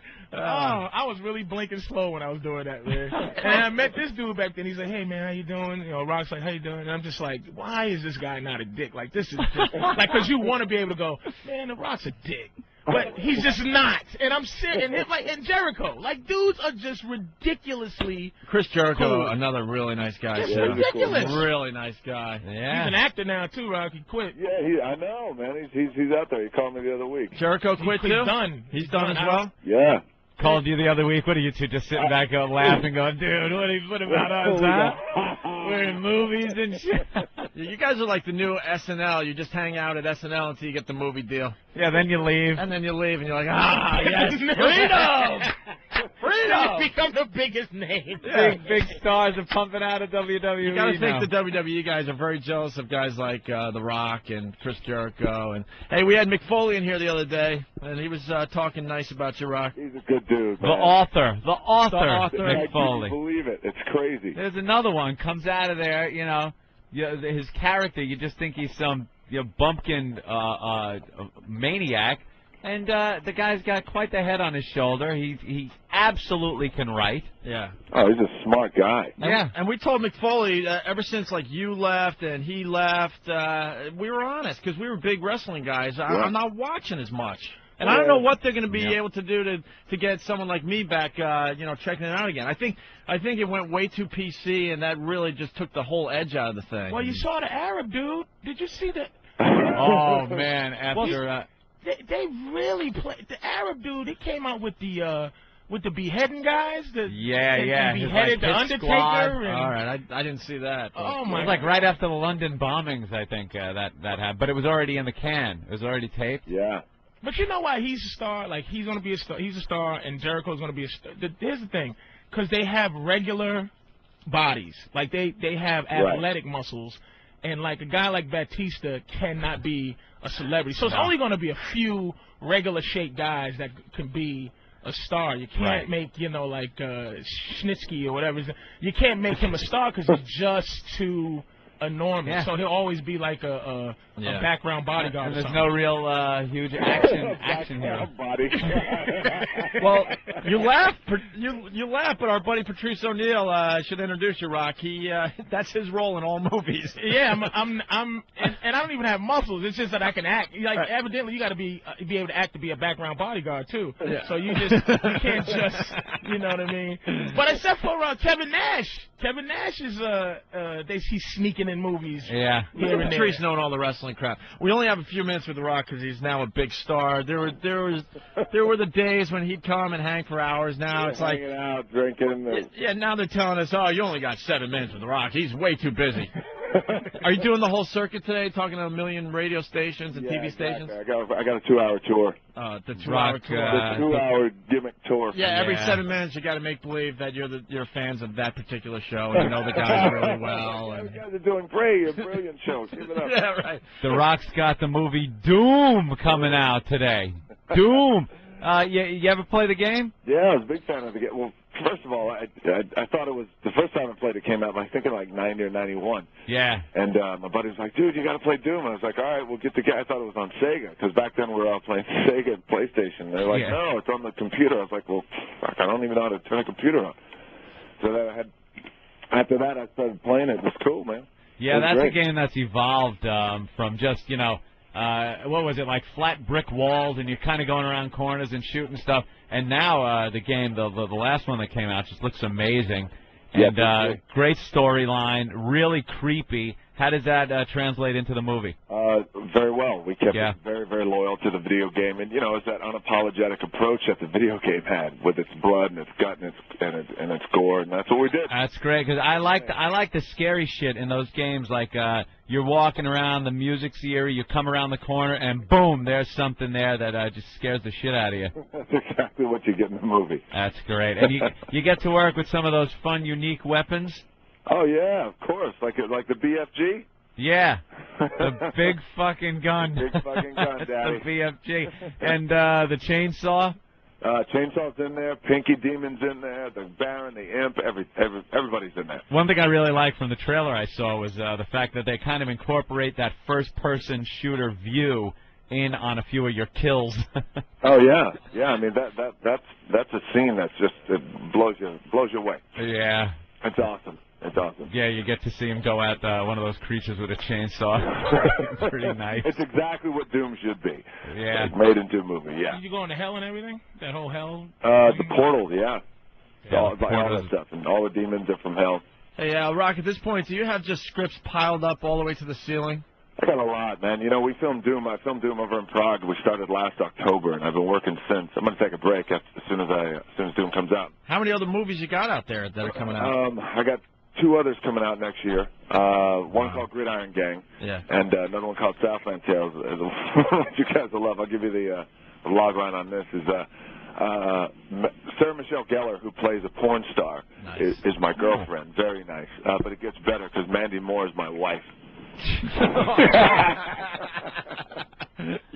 God, you have the life. He's got the life. When are you going to play somebody retarded or gay so you can just make that step over? Get the Oscar. Into Oscar. Yeah. You need the Oscar role. You're going to either have AIDS, retarded, or gay for you to make that move, baby. Yeah, when are you going for the Oscar role? What is that move, Rock? AIDS, retarded, and gay. All three. Or you play win. Little You Richard win. in the movie. Actually, and the winner of the Oscar is The Rock. Let's bring The Rock up. The Rock's selling an Oscar, people. And Sean Penn goes, I can't believe I'm leaving now. They're giving Russell.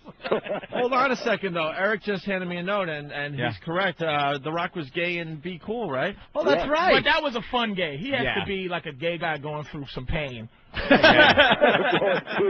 couple of crying, his mother rubs his shoulders. Like, that didn't count gay. That was like flamboyant gay don't win an Oscar. Sitting in a robe, petting his dog, waiting for a friend to come over. Like this kind of retarded guy, like, that don't win an Oscar. It's like, I have feelings. That he has to play that kind of gay. That retarded guy. I love and you love too. Oh man, what are you doing with WWE these days? You pop in, you say a few catchphrases, you run out. No, not so much. I've he's gone. You know what it is? When I retired, I really wanted to do it quietly. Like, right. I never wanted to be that guy. And I grew up in the business. You guys know that. Sure. Yeah. You pop everything. I just wanted to do it quietly. I never wanted to say, I'm retired and make a big deal about it because everybody who retires, you see them like two weeks later. Yeah. So I just didn't want to be that guy. I just wanted to thank everybody. I thanked the old man. I thanked everybody in the back. And obviously, though, you still have some kind of relationship with him because of that name. Yeah. He must be loving the fact that a check gets sent over to him every time you use The Rock. No, not necessarily. What happens is we have a dual ownership. So what he could do, he could still make the dolls, the wrestling dolls, the T-shirts and stuff like that. And he doesn't get a piece of your movie, though? No. Oh, wow. That's nice. You had a good deal.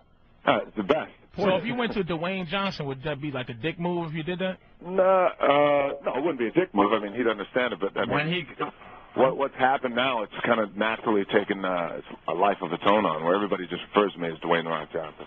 Yeah. You know what I mean? Did he beg you to like retire, like just like let Kane give you one last something from hell? Like, never see, just like the death of The Rock, throw you off a building and you just never seen again. Sure, knowing Vince, he wanted the big ending. You know, he lights you on fire and drops you from the top of the arena. The Rock is dead. Never to come back. No, he was cool, man. And plus, you know, I did business the right way. It's like, okay, you need me to put anybody over? It doesn't matter whether it's Brock Lesnar or when I leave, it's like whoever. Yeah. So you're officially saying you're done with wrestling, huh? All it took was one of those Hollywood paychecks to come rolling. But he put the Arab dude over. He put the Arab dude over, didn't he? A little bit. The one with D-Lo? No, the Arab. Not D-Lo. He's Indian. The new guy that got banned. See, I don't know. I don't know the characters that much. Muhammad, didn't you come back and put him over or something? No. On Raw one day? No. Oh, Muhammad. was in my mind. I thought No. All right. Hey, what's your next interview? Mancow. There you go. Well, have fun with that one. That's funny. Have fun to talk politics. That's great. We got The Rock on. Radio people are as petty as wrestling people. And we can't wait to get our big movie deal so we can leave this stupid business behind, too. Trust me, Rock. You get that $20 million check, you're like out. Radio what? XM what? Patrice O'Neill who? Well, Rock, best of luck, and of course, Doom out today. Go check that out. I appreciate it. It is The Rock. I appreciate it. Hey, by the way, isn't it the best to be on XM? Hell yeah. Yeah, no more crap having to sit and dance around language and stuff. No more bullshit. I love it. Yep. I love the fact that The Rock is just cursing freely. Yeah. Do it on your next interview, Rock. If you're so comfortable, just throw the F-bomb out on Mancow's show. Hey, good fucking morning. God, this guy's living the life. He's the happiest man in the world. All right, Rock. All right, fellas. Thanks, man. All the best to you. Okay, you too. All right, there he goes, The Rock. The Rock. Yeah, what a life that guy's got, damn, huh? I wish I never met him so I could wish bad things for his career. Yeah. But it's like, this guy is like... He is what it is, too. Like, you don't hear bad shit about The Rock. You don't hear one guy going, hey, Rock, what a fucking prick. You don't hear that. And Jericho's a nice dude, too. Like, it's weird. Like, you go, God damn it. You know, but this dude, man, you wish him well. That's why it's good when a real scumbag makes it big, because then you could just like, that fucking guy. But is he officially a star, you think? I went to, like the Rock, like the Doom is getting. I didn't want to, Doom is like already getting like half a stars. But I'm like, you think The Rock? It's going to affect him? No, The Rock is blowing up. Man. Doesn't matter. The guy has become. What other real action stars are there out there? He's like the action guy now. Wesley tried, but after Schwarzenegger, he's the new Schwarzenegger if he makes his move. Exactly. As I said, he's like the new Sly and all that crap. Those guys, a lot of their movies got shit reviews too, but they sell. They truly did, and Schwarzenegger got some. There was a string of movies that I am a Schwarzenegger movie fan, and there was a Running Man, Raw Deal. There was things that you shouldn't even seen. The Commando. Yeah. It's just like, but I watch they were genius movies. I watch them every time they're on. They're fantastic movies, man. And they're awful in their existence. Yeah. So, all right, so you answer my question. So this doesn't even matter. Hollywood needs like an action star, like someone like Rock. You know, you got Vin Diesel. They were trying out for a while, but that guy has no. You feel it, don't you? He tried. He has no charisma. He tried to cross over too. He did that one. He was awful in Boiler Room. Remember how bad he was in Boiler Room? Pitch Black was his. That was his. Pitch gig. Black was good. That's his gig. But you can't be that in every movie. Every movie. No. And then they did hit that same character in the sequel, and it was just because they tried to up his usefulness. This is the thing I wanted to say. It's like the best thing to do is be like this underneath bubbling kind of side dude that they go, boy, he really can act. And then sneak in as a superstar. In an ensemble cast kind of thing like Pitch Black was. He was just kind of one of the guys in there. And then they make him the star of the second one. That sucked. Triple X was that was horrible. And then the last one he did with the duck and the kids He's babysitting. Oh, and that Why did he jump take the that? shark? That's when He Vin didn't take Triple career X jumped the 2, shark. but he takes that fucking movie. Is that what happened with that? Yeah, because you know what that was? That was Hollywood planning. He's not doing his own planning when they go, you know, Vin, you should. Don't you know, you typecast did that movie yourself. A Man Apart. Yeah. You were angry. Now, remember Arnold did Twins? Right. Oh, And yeah. he's like, a duck. This And he's just yours. trying to be The guy charming. has no acting chops whatsoever. Ooh. The Rock Vin, has charisma. This and is Vin your Diesel. kindergarten cop. This is your kindergarten cop. Exactly, man. Oh, And he no. is just, you can feel it. Done. And he was too good to call our show one day, so go fuck yourself. And then Wesley Snipes, we were talking about him, dropped off the face of the earth. No. This guy was the black super action hero guy. How did that happen, dude? Like Blade, I thought The Blade first put him Blade into... was one of the best movies. I love Blade. I even like the third one, I which like everyone Blade hated. 3. I like the I know. third one, man. People hated that one. I like. Who's that chick that's in there? That fucking girl from Seventh Heaven. The little cutie pie. Holy That was a Jesus. good ass fucking movie, I'll man. watch anything Triple H was with in her that in it. movie, Yeah, right. Triple H was in it. and what you call it? Just you. But then something happened. It He had shot nothing the to do with video. the fans or anything. It was like something Hollywood inside. just Something decides happened that and you can decided, feel it, don't Fuck you? you, you're out now. And he's straight to video. Because Like, the he fans is didn't do anything. straight to not video. Yeah, straight to DVD. Straight now. to DVD. Like he's in things where it's like you see a picture of him, like Wesley Snipes and the dude that used to star in MacGyver and got top billing. And it's like called Animal Instinct, and he plays like an army dude. And I go, oh my God, no, Wesley, no. Yeah, Wesley in a movie where the bad guy is. Remember the guy, Warriors come out like that guy. That guy He's is the bad guy. If he's the villain, it's over. Or Bruce Dern. If Bruce Dern is the villain in a new movie, done. Watch out. Guys, Stalker Patty's here. She only has 5 minutes, so Oh, I gotta go to work at Godiva. we can get back to the movie Yeah, talk. perhaps in a you second could here. have stopped at Godiva before you came here, because again, she comes empty-handed. I talk about those goddamn truffles every time. I wanted to bring them. Nothing. I get nothing. And then she goes, I know you're on vacation, but then in 2 weeks I'll bring them. I want them now. Now. Listen, you're welcome to come by after work today, and I'll give you samples of the Platinum Collection. All right, you know something? I'm going to do that. I'm going to tell my car driver, could you make a long detour out of the way while I have like 5 minutes to spare to get to the airport? Could you do that and just stop at Anthony's Godiva? packed and ready to go to the airport today, I just Patty. haven't been to work in 2 days, so I Why? haven't been near the Why? store. Why? Because I was off and I had appointments yesterday. What kind of appointments, Patty? I got to my doctor. Yeah, I had to go make arrangements with some people I owe money to. Good. She's falling off. Remember, she was doing real well when we were off the air for 2 years? I'm doing very well. Can you imagine that This is Patty one of those had to things. go to a loan shark? No. She went to a loan It's shark? just one of it's just Can you one imagine of if those she did, though? They're things. shaking her down now. They could break a leg with a wiffle ball bat. No. Twig that I just calls a leg. No. Break a leg with a whipple. I just got behind with a little rent, so I'm making it up. I see they knocked your teeth out. Oh, wait, no, they're still there. Little fucking mini chiclet. Oh, no. How much money do you need, Patty? I gotta come up with about $1,000 by the You're end in of one large? November. How did you get in that deep? Because I had some financial Ooh, that problems over the summer. I was paying medical bills and then problems with the bank and stuff. Problems with the bank. Yeah, not enough of your money was in there to cover a check. That's a bank problem. Wow, you're getting close to being a prostitute. You're gonna have to make that money Oh, somehow. we just Sell that Oh, snatch. How much to suck my dick? Problems are made to be solved. It'll be $125 plus tax. Plus tax. Plus tax. Because I put this on my taxes. I don't want to get in trouble. Patty, you're close to being a streetwalker, and there's a lot of crazy pimps out there. My boy here, Patrice O'Neill, will treat you nice. I'll give her something. Pimp her out. Turn her out. You pimp her out a little I bit. always right, like to Patrice? get my dick sucked by a mixture between Woody Allen and Rayman. You know, when I first, wait a minute. Watna, sweet. you know, it's amazing. You got quite a personality. When I first met you, I thought you were such a quiet, shy boy. Boy. Oh, who you calling boy? Crazy cracker bitch. You did not just call Patrice O'Neal a boy. Patty, maybe in the old days.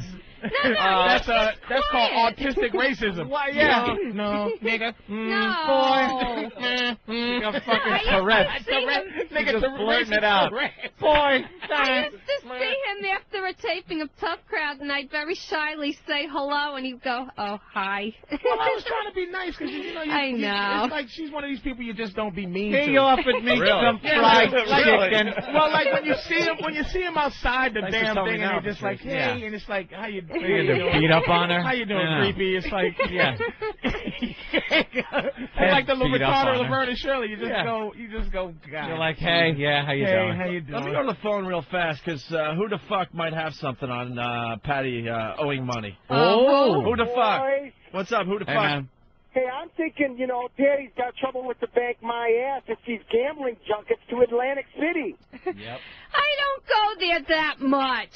Only once or twice every month or so. Once or twice months. a month. How much money Once Patty Jordan? a couple months. Patty Jordan. Just to take a nice ride, and only really during the summer because the beach is there and it's nice. I don't Patty. do anything during the winter. Patty, let's really discuss this because I think you might have a gambling problem.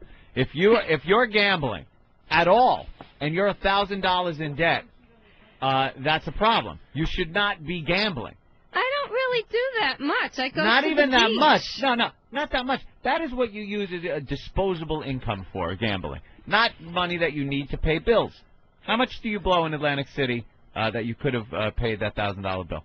How much? I only bring about $30 or $40 with me. Each time? And I go once every couple months or something just to take a bus ride down there and walk along the beach, and stuff. She's fetish sexy though, like it's so creepily sexy. Can you dress her up or something? There would be some creep that would really get off on a girl like It's Patty. She Yeah. has some weird sex appeal. It's just creepy. It's really creepy.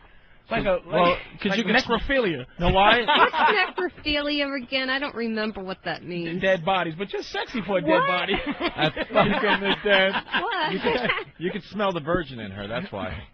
Oh, is that what it 50-year-old is? virgin. 50, never been fucked. You never had sex before, Papa? Nope. No, I'm a virgin. You gotta use those little teeth for something. It's like you give the better head. Have you ever given head? No. Never given head? No. She barely kissed She'd the never guy. give a hand you job, masturbate? nothing. She plays a little bit with herself to YouTube You music. masturbate. Yeah. Oh my goodness. Do you She was- shave? I'm innocent. What can I Do tell you shave it? Do you keep it pretty just in case? Yeah, for hygiene reasons. Hygienic reasons. You shave it completely? Well, yeah, for hygienic reasons. That's and like for that's comfort. like polishing a car with no engine. Yeah.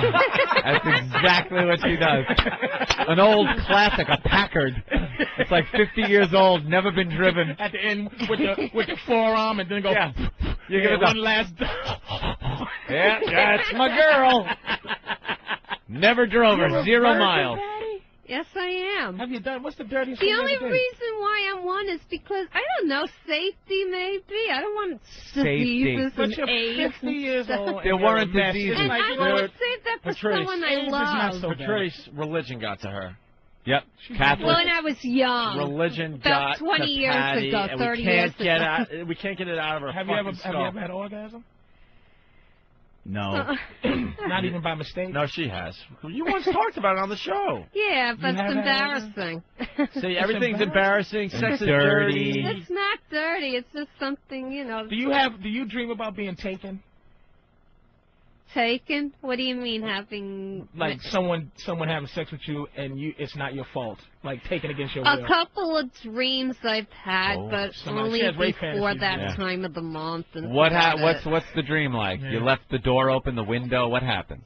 No, I wake up and I see this tulip like coming up and then opening up, and I wake up and I have the feelings, and I'm like, oh, okay, it's just And does the tulip open up and go, you know what? Never mind. I'm just gonna get out of here.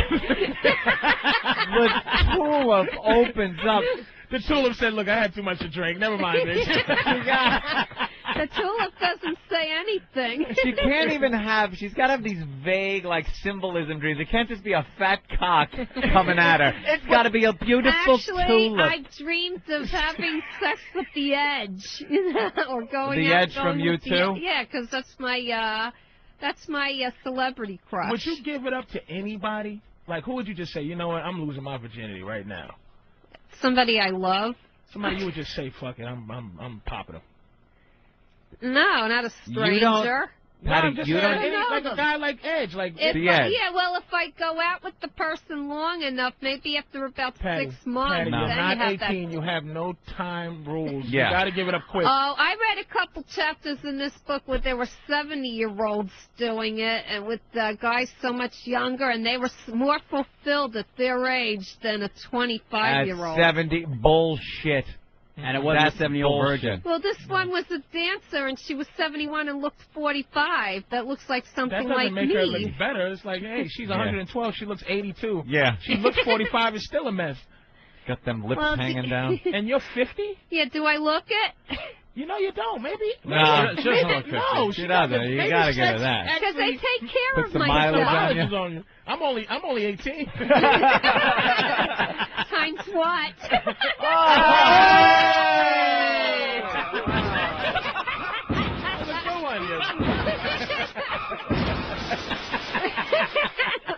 Oh. So you wear sexy undergarments?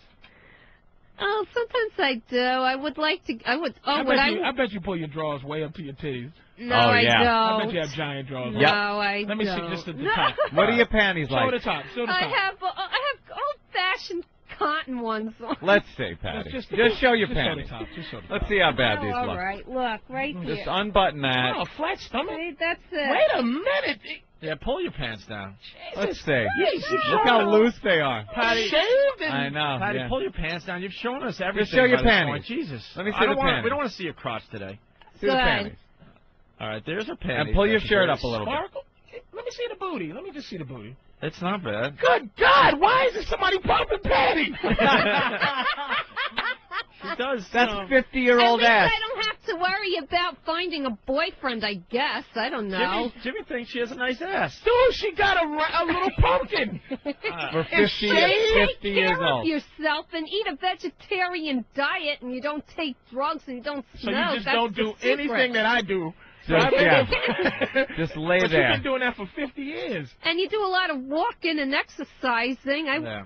work out 2 times a week in my building. Jesus, we have you a guys weight gotta room get this there. late. I got to hear about her having sex. This Well, no, her crazy cherry is like rawhide. You'd have to take a sawzall to that shit to get Yeah. 5 fucking years, 6 pop that years. How thing. long have we known her?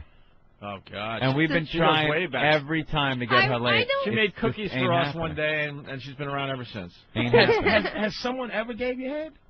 No. No one went down on you No one ever? went down on She hasn't done anything. That would Patrice. be a good icebreaker I'm for her. innocent. Patty hasn't even like French kissed. That Yeah. little pants pull down thing, I thought I was going to be horrified, but No, it's like a fetish movie, like Dumb Housewives, you know. Yeah. Dumb house. Like, you know what I mean? Like she's like a house, like some filthy housewife. Husband Yeah. goes working. She's home just doing fucked Yeah. up shit. Like Pool she just boy. looks- yeah, it's weird. Like, Yeah. good God. The she got a closest nice she booty. got to having sex was she wanted to see U2. We had U2 tickets, and Ron Jeremy was in. So we had Ron Jeremy hide the U2 tickets under his ball sack. She had to reach in and get them. So she grab the had to honey flop coconuts. his dick around and balls around It a little was bit kind of to hard get him to out. do that. And then we had another pair that we gave her that Ron Jeremy's in. We put him down her pants, and Ron Jeremy had to grab him, and he diddled her a little bit. Oh, how was that? It was weird. Very strange. Now, if you could cut off the weirdness and substitute it, like, did you ever have a sexual feeling that wasn't attached to being weird?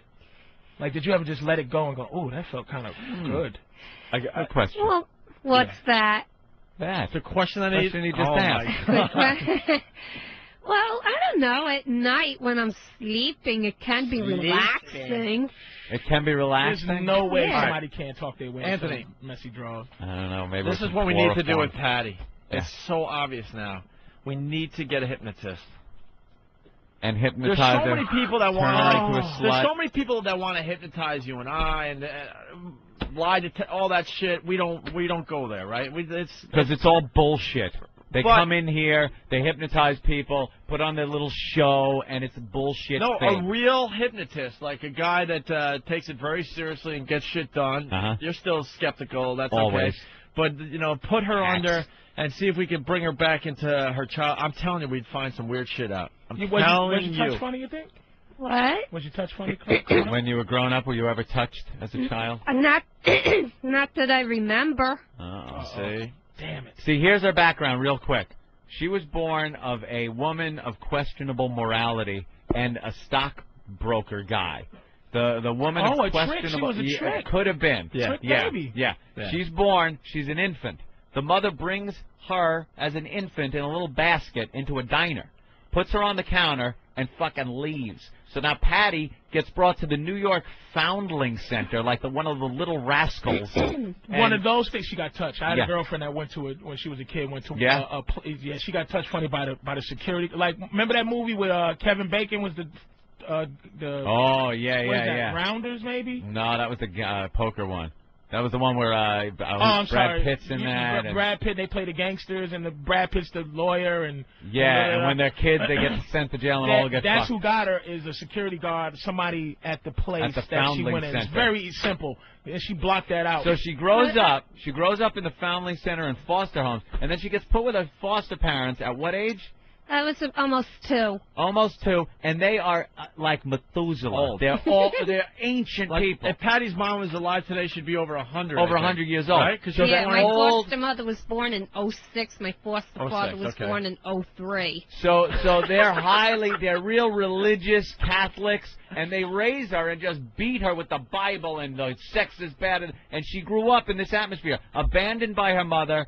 Grows up, foster home, elderly couple raising her, strict Catholic. Mother's a hooker, raised by fucking Moses. It's a fucking Lifetime movie. I don't know that she was a hooker. I know she worked in a so-called burlesque club, whatever they called them in those days. Whatever you want to call it. May have been like a Plato's Retreat, for all I know. Whatever, Plato's Retreat. That was a stripper's name. Yeah, that was a stripper. Come on, everybody. Plato's Retreat. Bring her up. Bring her up. What music they used for strippers back then?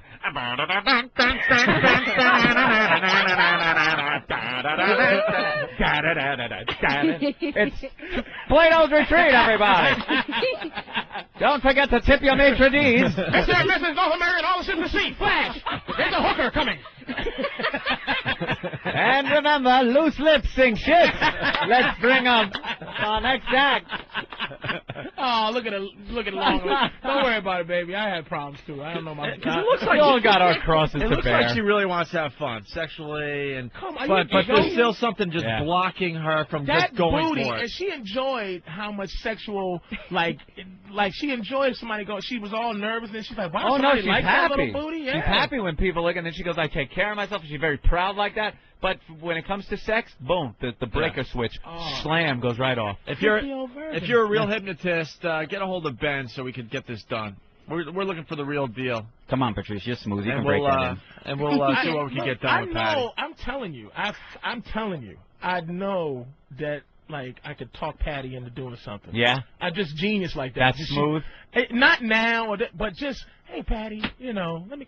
Little combo? Just little combo, yeah, man. She would need, the first thing that has to happen to her is for her to receive oral sex. Yeah, she has to get head. That's the first thing on the list, because that leaves no responsibility to you. You're not putting your mouth or anything dirty, and it's purely your pleasure.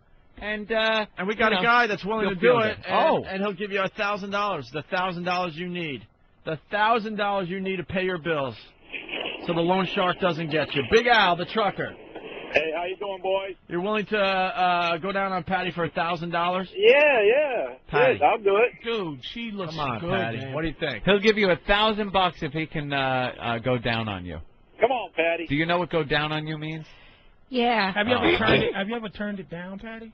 Have you ever been offered? No, she makes sure she's not even in the situation. Yeah, she has stayed out of that situation for 50 years. Well, 35.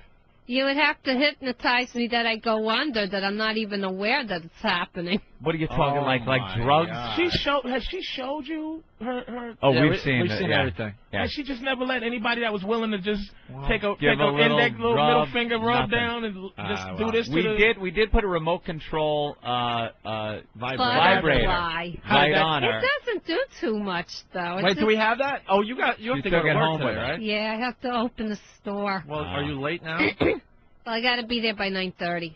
Well, it's 9:12.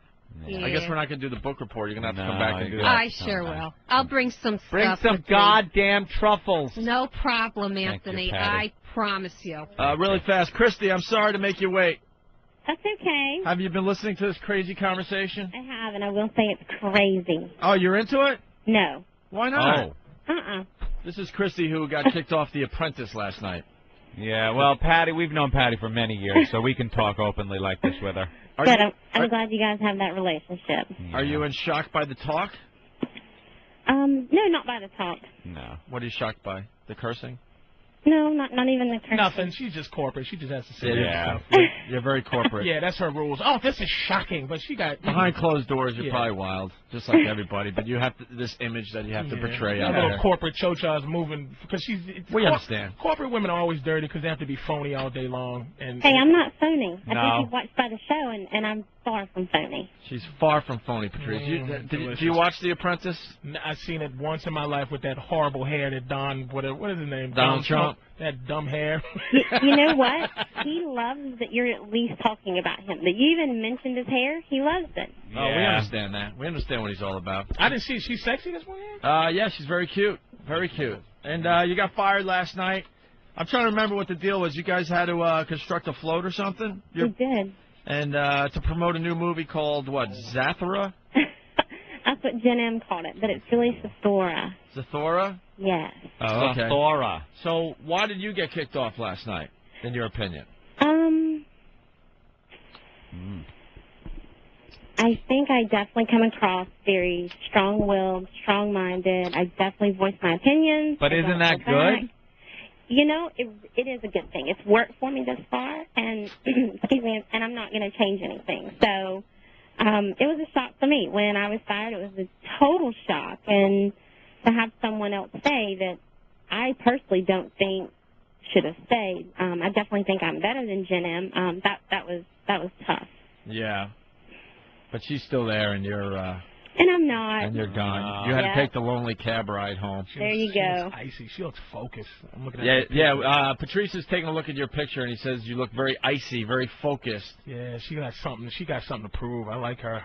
You got that cold stare with those. You got blue eyes, right? I do, and I smile most of the time, but when it's time to put that game face on, you just have to. Yeah. The thing about it, no one's scared. They only scared of you. There's women like this, when they go in the corporate world, they act all in corporate. I would just like to catch her in a bar where that corporate shit doesn't work, where she goes, and I go, listen, white woman. You know, even in corporate, though, my personality is, I am just who I am. I'm the same person, but I'm a very straight shooter. I'm not going to sugarcoat things for you. I mean, I'm a take-it-or-leave-it kind of person. Yeah. Are you married? I am engaged, getting married November 12th. Oh, congratulations. Yeah. Thank you. You got kids? I do. I have an 8-year-old. 8-year-old? Oh, second marriage for you then. No. It was, I had her when I was 16. Wow. Your a baby's goer. mama? Oh, delicious. Is your fiance black? No, he's not. You had a kid at 16? I did. You had the kid at 16, so you got pregnant at 15? No, I had her 2 months before I turned 17. Oh, She's wow. a real redneck. 16, I like her. was it like the first time? That was harsh. Yeah, you're a real... Only white girls that have babies out of wedlock are rednecks. No, that's not necessarily true. I just chose to keep mine. Yeah. I was the one that got caught, and I chose to keep my child and turn it into something really good. What happened that you were having sex at 16, though? You know, I had, let's not talk about that. I'd really rather not talk about that. Yeah, really? but we I kind of would. overcame it. What are you going to do, run and tell the boss? I don't. No.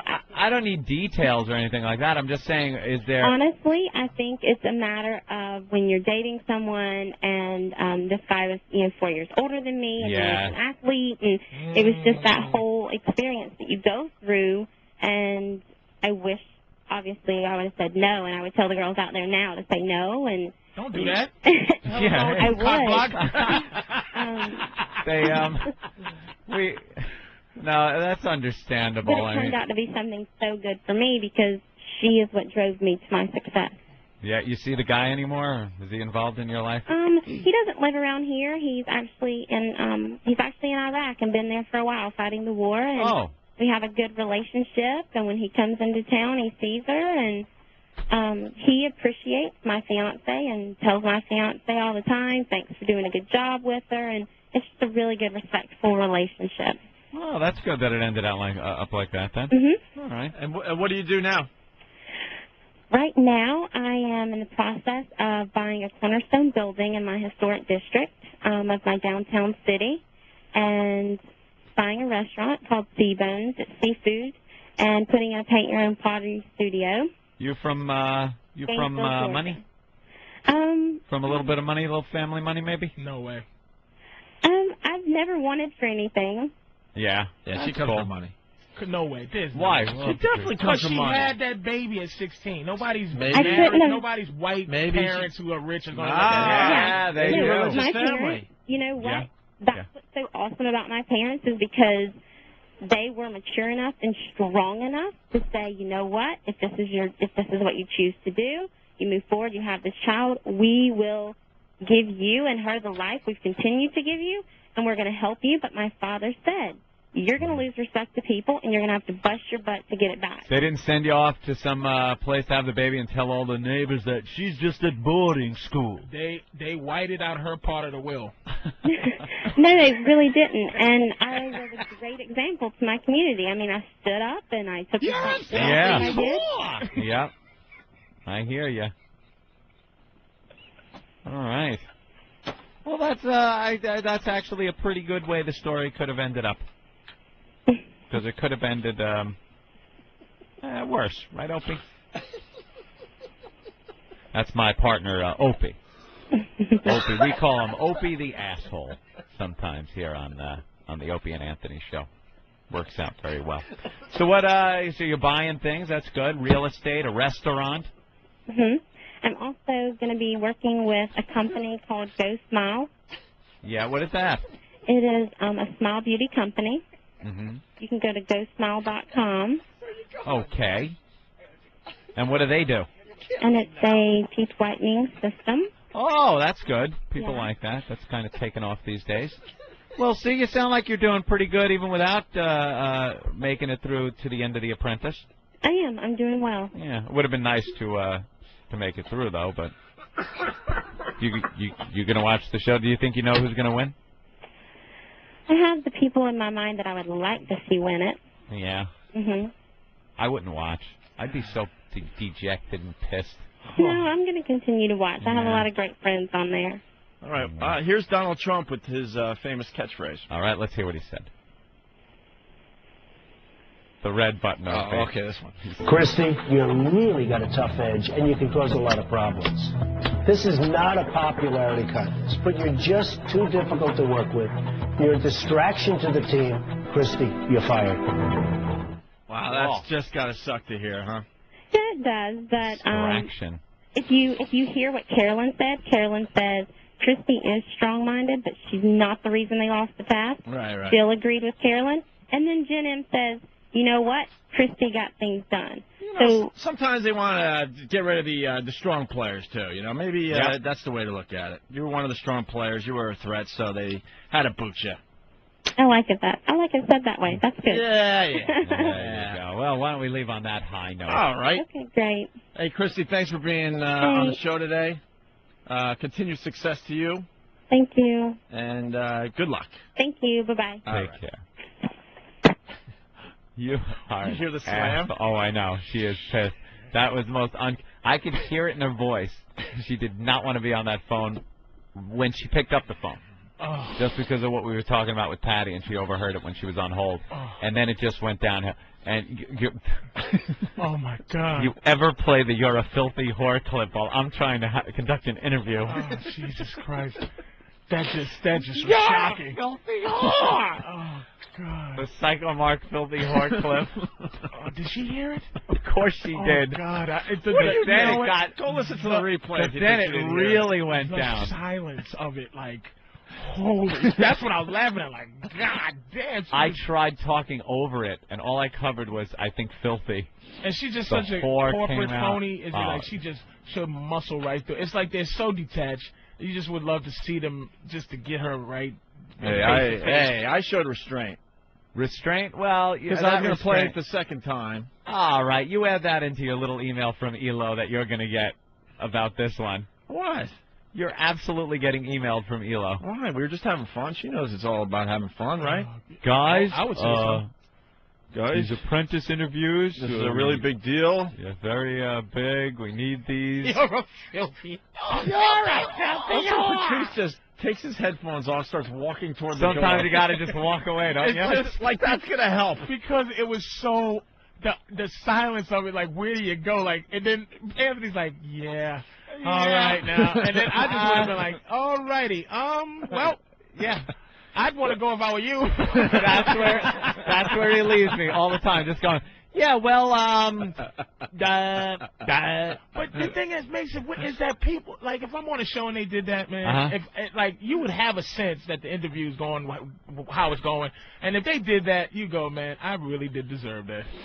You know, you just would laugh and that make that not as, right, not as uncomfortable. Yeah, I just think it's funny that you're trying to get away from the situation by walking away. It's like she's already miles away, but you think it's going to be better if you're miles away plus 4 feet. Oh, I've done that. Because I'm twisted up watching the uncomfortable moment. It's just so funny. You filthy whore, and then you hear it. It was silence already, but then you hear a. Like, and I just go, oh my God, did he just play? Yeah, you do. You got to take the headphones off and get 4 more feet she's away. She's say her rich white parents were allowed her to have a kid like that, and then her dad. You know, this is the bullshit edited version. My dad, wonderful people. She can't say them motherfuckers told me to go and they put me in the garage and disown me. It's like there's no, and she sounds like real. And then and you think her father talks like this and her mother talks like that. Says, all right, you can have a baby out of wedlock. Me and Mama discussed this, and you gonna have that baby if you want it, and it's gonna be fine. We gonna not like it. He turned to her mother and just went, "She's a whore just like you." Yep, just like you. God damn. Come on now, you believe that bullshit? Come on now. Well, we should break, I guess, huh? Wow. My phones are all ringing. My BlackBerry's going off like crazy. Wow, it's probably Elo. Maybe we should break and regroup. Eric Logan, location check, up Opie's ass. Opie, good luck, bro. Thank you, sir. Thank you. We wanted to play Bill's Dead going into break here, remember? You're kidding. Because Drew started this break with that great remix of the Bill's Dead phone call. So we were working at a radio station in Boston for the new listeners, and this old lady called thinking she got a hold of her old friend. Wow. Drew Boogie in the house today, the day before vacation. Excuse me. Drew Boogie does this every time we go on vacation the day before. Gotta love it. Drew is absolutely killing. You're getting feedback from all over the country, except for Alabama. Alabama has given up on the show today. They will be back when the Schwoogies are gone. God Schwoogie damn. 1 and Schwoogie 2. Why don't they just get on up and beat? Why he just beatbox? All right, throw your hands in the air and wave them like you just don't care. This just in, Anthony. We have been suspended for a week starting Monday. Oh, no, because of your little thing with the Apprentice. Yeah. Oh, no, so we're suspended? Ben ran in here. He said, you guys got to just play that again. You want to hear the part where it's... If they got it. Or you want to wait a little while? I'd love to hear it. Actually, we probably should get Big A in while they find that. Let me hear the uncomfortableness. Yeah, let's get Big A in here first, and then we'll find that. The silence is what got me. It's just so creepy that... What? All right. If we're suspended for a week, I'm making reservations to go on vacation. Yeah. That's it. Yeah. Not going to take that crap. I'm going to book a flight and everything in the next hour. I understand, Anthony. All right. There he is. It's Big A. Big A, you got a website now, I hear? Yes, I do. I have a website now, yes. It's called? thebig-a.com. thebig-a.com. Is that with 3 B's or 4? Is that B-B-B-B-I? No, just one B. And how do you spell? .com. Patrice, he's our latest creation. Oh man! And this is the thing. I'm not. We found so Stalker not Patty. a bully. Like, Yeah. Stalker Patty. We make these people's lives much better, right, Big A? Now you're being recognized. He's got his own T-shirt, a website. Fair enough. Don't feel sorry for these guys. You know what? Fair enough. Patrice, we have fixed Stalker Patty's hammer toes. We've given her laser surgery to get rid of her unwanted hair. She was a mess before. Oh, we've done so many nice things. Unemployed, just about homeless. We've paid her rent a few times. Fair enough. We gave her a chance to win a lot of money by crawling across the floor in a Krusty mask, completely naked. Krusty the Clown mask, completely naked. Stupid limousine service got your thebigA.com, huh? Yes. Yeah, you had to put the dash in. I'm just looking. Isn't that a coincidence? Because your job is driving a car for hire. Mm-hmm. And now a stupid limousine company has thebigA.com. So you had to go the big-A. Yeah, he's a cab driver. But he only drives. Where do you drive?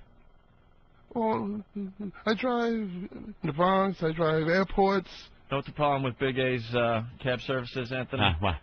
You know, he's good at it, but he's dropping all his customers off about 3 or 4 blocks further than they want to be because he has a stuttering foot. Well, I tried. No, and he always drops them off at the airport at Terminal Terminal. Are you flying? He's trying to get info from you. The plane's taking off in the background. Your terminal's flying by. Are you united? Have a really good, have a really safe flight. He has women smacking him when he goes to repeat Continental because he goes, cunt. Let me out of this car, you bastard. Cunt.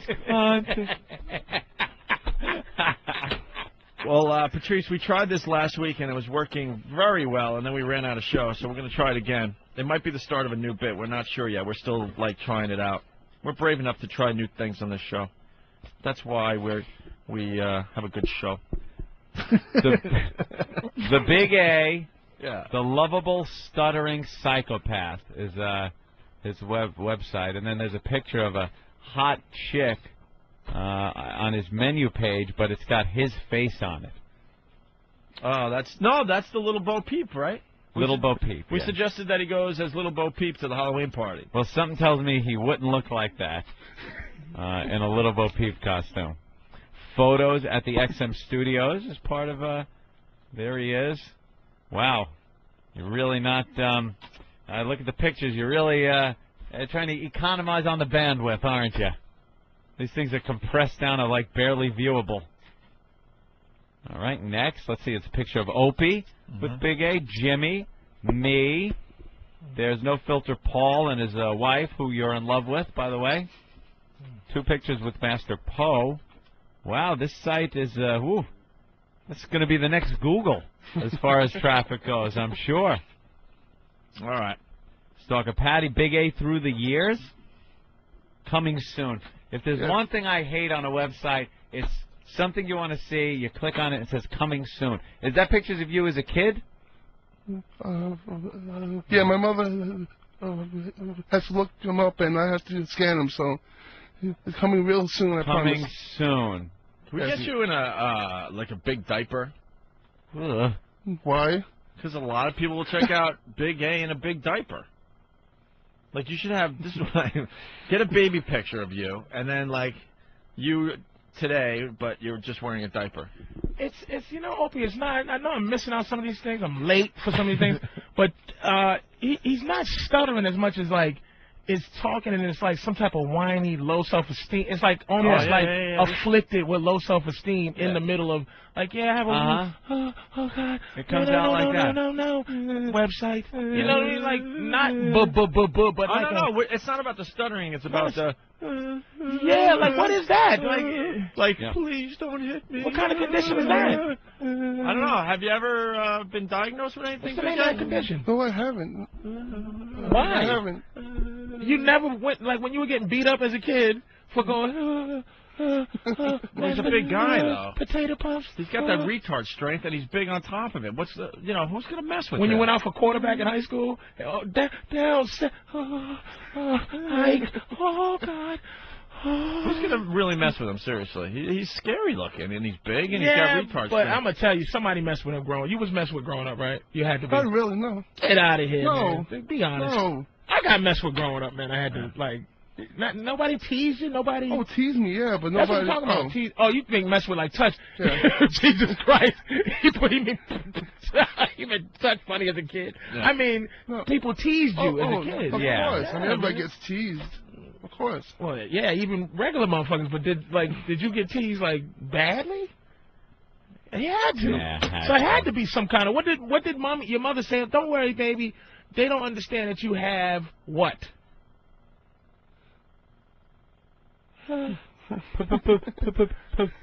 Personality. Walk with personality. Talk with. You know what his stammer sounds like? Jesus, Anthony. But I'm the mean one. I'm the mean one, right? Jesus. Like, you just pop my ears out. But I'm the mean one. See, Anthony flies under the radar, but he's a sick fuck too, man. Personality. Oh, God damn it. I think he knows I love him. Oh, God. God bless y'all, motherfuckers. Of course I do, yes. He's big and cuddly. He is, he really is. It's just like you just want to... And we're making him a star. You guys get him laid yet? We were working on it. We actually hooked him up on a date with Stalker Patty. They went out to Little Italy. We hooked him up at Paisano during San Gennaro. He won her little stuffed animal. Yeah. They went on the Ferris wheel, but they couldn't go together because he's too big. Yeah. So they had to be in separate cars. They put them on separate cars, so they're waving to each other on the... Yeah. And then it ended... We tried to do a love match. Not even a kiss. We brought him back in the next day and really dug deep with Patty. And Patty said there was a problem with his breath. Shit. And, How's the breath? I think it's much better. Better? Yeah. Go get Bill! Oh, yes. Bill, the official sniffer of the Opie and Anthony show. Bill! Where's Bill? Intern Bill. You haven't met another... We love this kid. We just don't know what to do with him yet. He's like Lil Charlie Manson. This guy's Charlie Manson. That's what he is. He's Lil Charlie. He really does look like Steve Railsback from Helter Skelter. Yeah. I gotta say, we got a great intern crew, Patrice, but this guy we just don't know what to do with him yet. This is Bill. We love this kid. He's completely out of his mind, but he's also a great intern. Very efficient. Like, the guy is quick. Or sufficient. He gets everything. Very... He's a good that's that intern. autistic. That's that concentration he has to have. No, right? it's the crystal meth before the show. Okay. Look, he's sweating like a motherfucker. It's 40 degrees in here. He's got a lab in the woods. The guy is you're constantly on high speed. You decide to go with the beard. You usually shave by now. Yeah, I'm gonna probably end up shaving. I don't know. Yeah, go up to your. It's a little low today. There you go. It's too much to shave every day. You grew that in like 2 days. Yes. Yes, I did. He is one of those hair-growing motherfuckers. Just for a visual, you're what, 5'7" about? Yeah, 5'8", 9, something like that. That's a pretty big, from 7 to 9. Well, it says on my license 5'9", but I think I'm 5'8". Yeah. All right. And how much you weigh? I'm just giving a 140. visual. Yeah, giving a visual to the listeners. 140. All right. No pretentiousness at all. No, this kid just not all sincere. No, this kid's the righteous real deal, kid, man. And he's crazy. He's the real deal. We're shaping him. We're trying to give him a better life. Yes. He goes out, gets drunk to the point he doesn't remember shit. He no website in his future. Just a righteous, just an animal. No, but an arrest warrant definitely. Yeah, but definitely some arrest in his future, definitely. And there's some kind of psychotropic drugs you're taking, right? Some type of drugs you're taking for your head. Anything? Thorazine, I'm not on any drugs that would actually change the way I function. Yeah. Just Adderall. Adderall, yeah. Right. What's Adderall do? You know, like when you play EverQuest and you put haste on yourself? Yeah. To make yourself faster? Well, thank you Adderall's for that basically haste. reference. Now I know exactly what that is. You have haste put on yourself. He's got haste. He's got the haste spell on him all the time. No, haste makes you. Is haste is slower or faster? No, that's faster. Haste is just faster. And that's faster. why are you on that? Like back in high school, there was a lot of things going on, and then they basically said, "Hey, try this. Maybe you'll be more Would you have the nicer ADD in or school." something? They thought I did, but then I got tested, and they said I didn't. Wouldn't they want to put you on something that calms you down more, though? I don't know. When I was in high school, I was like really I was a lot more like nasty. I was a much nastier person. Like when I came to doing work and acting, like writing papers and talking to teachers and stuff. You're like fuck off and not like evil, but like I would make like the reports that used to get me in trouble. All the things that got me in trouble were like because I just had so much contempt for the school and everybody there. And what'd they do to you that built up this contempt? I don't know. I was just being stuck at St. John's. That really got me pissed. I bet he's real loyal to. Like if he decided that he was going to shoot everybody, he would spare the people that were nice to him. Right. Like, just, hey, exactly. you didn't mess with me, you didn't mess with me. I don't fuck with him. I believe that. I believe when he snaps, he's going to... No, I don't mess with him at all, man. I'm a nice guy. He's the real deal. I can just tell. And you got a lot of guns at home, right? Yes, I do. Oh, you do? So that's an extra treat for everybody. Well, I grew up in a... we have a house of state, and I grew up in a hunting environment. Yeah. And that's basically... I guess we were just talking 30-30s earlier. Yeah. Nice Winchester. A hasty hunter. 30-30. Yeah. Get that duck right now. Kill that motherfucker. A big game hunter? I used to. I don't really hunt as much anymore. I just don't have time. Let's say Patrice was an animal. What kind of gun would you have to use to take him down? What would you use to shoot me? A Wildy .475 handgun. Is that the kind of handgun they used in Trimmers to kill the worm? That's the type of handgun they used in Death Wish 3. Oh, yeah, he really likes you don't the hunt Death with Wish a movies. handgun, though. It's like he's an animal. We're talking about here. I mean, a handgun? I mean, I in the think studio. so. I mean, is in the forest or what are you doing? In the Patrice forest, is running. Patrice, He's in the woods and he's just running 308 away from you. Would you use a different gun to hunt? Like, say the difference between hunting a Chinaman or a Spanish guy. Is it a different kind of gun? Patrice 308 Savage. Where's that one? Yeah, that's like nice size, nice caliber weapon. Well, I wouldn't need a shotgun because it would. I could probably hit him with something that a little bit more precise. Maybe a rifle. I would say off the top of my head, I would go probably 30-yard 6. Yeah. Or.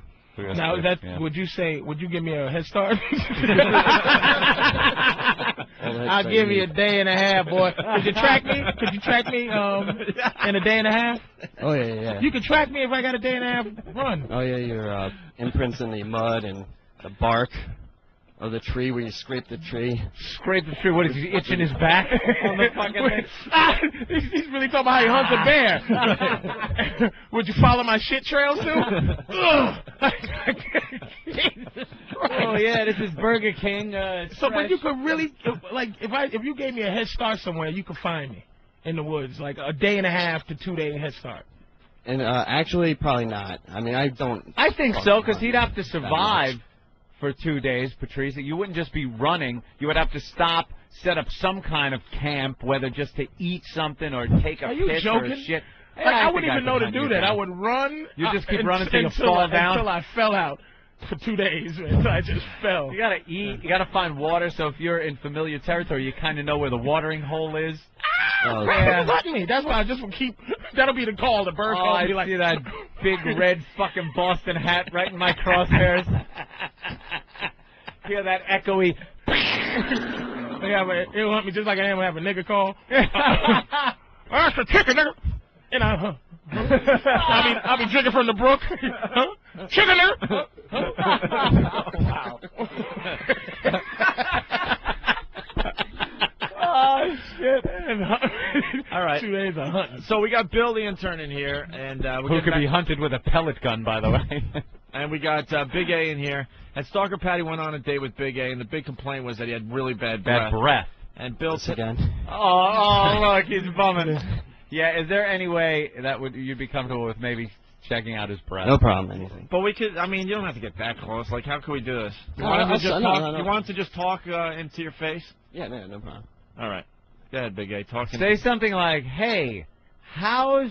Yeah. You have to get the word "how" in there. Say, "Hey, heard Howell has hemorrhoids." Right. Heard Hal has hemorrhoids? Wow. Wait, wow, that was. Oh, hold wow, on. did Hold Bill on, just can we make get a Danny face? in here with the camera? Because we got to get this Oh, on. did Bill just make a face? We're going to have to redo this for the website, though. I'm sorry, Bill. Kind of like a Dilophosaurus. Really? Spitting its poisonous venom into my face.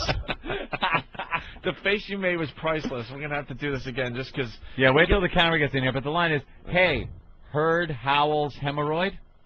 Yeah. Should we got to throw an ST word in there, too. Yeah. Hey, heard Howell's stinky hemorrhoid? Yeah. No, or is it an S? It's just ST, ST. right? It's just Yeah, STRs don't do it for him. Like, That's if right. it says straight, that's fine. It's an ST vowel. ST vowel. Okay, we're stalling because Danny's coming in here with the camera. And basically, we're going to get the whole gang in here, and Big A's going to do monologues from Letterman, monologue jokes from Letterman and Leno. We tried this last week. It was really good. All right. Got Danny in the studio. We don't like setting up shots usually, but this is too good. Danny, get over here because the reaction, yeah. All right. So, Big A, you know what you're saying? Say it again, Anthony. They're like, "Hey, heard Howell's stinky hemorrhoid?" Right at Bill. Hey, heard Hal's stinky hemorrhoid? Oh, wow. Okay. All right there, Bill. That's for the people at home. What seems to be the problem? What does it smell like? Yeah, what's going down? Does it smell like? Is Yeah. it more stomach or is Wait, it and mouth? we don't Yeah. we don't like faking shit on this show, so don't bullshit us. Nah, What does yeah. it smell like? It's Just like mildew and terrible, just terrible like children's like laundry and Children's laundry. like, wow, that's funny. Like when like just like children's laundry. like After the playground, right? yeah, after Yeah. the- Okay, all right. Dirty thrown in a socks. pile. It's Big A. Yes. Do you think is it mouth or Bill? Does it smell like mouth, teeth, tongue, throat, I think throat. stomach? You think throat type Yeah. of throaty? I think he has thrush. What's that? I don't even. Who gets the thrush? What is thrush? That's a Little House on the Prairie disease. Laura's got the thrush. Get Doc Baker. What is that, Bill? I think it's a yeast infection in your throat. Oh, could you have a yeast infection in your throat? Holy shit! Wow. Could that happen? Yeah, you can. If Yeah.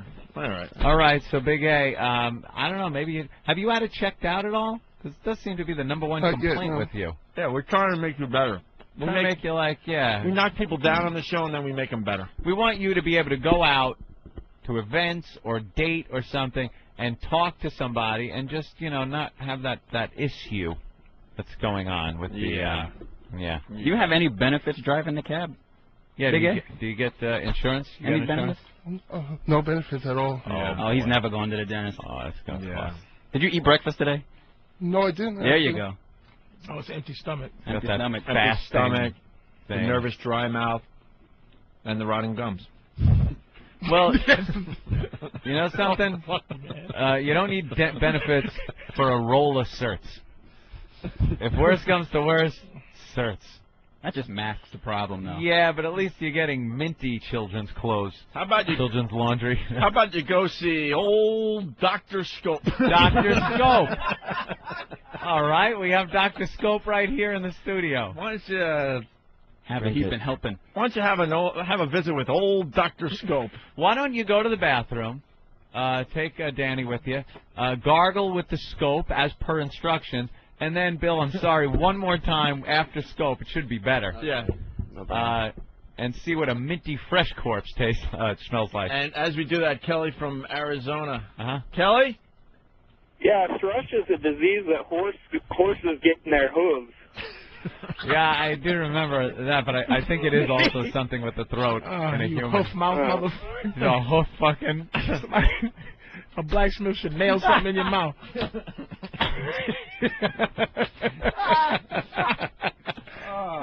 Oh man!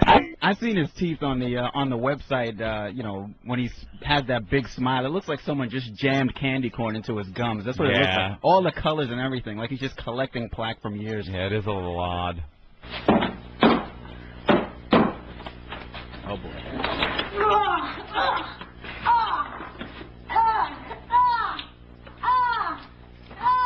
What is that?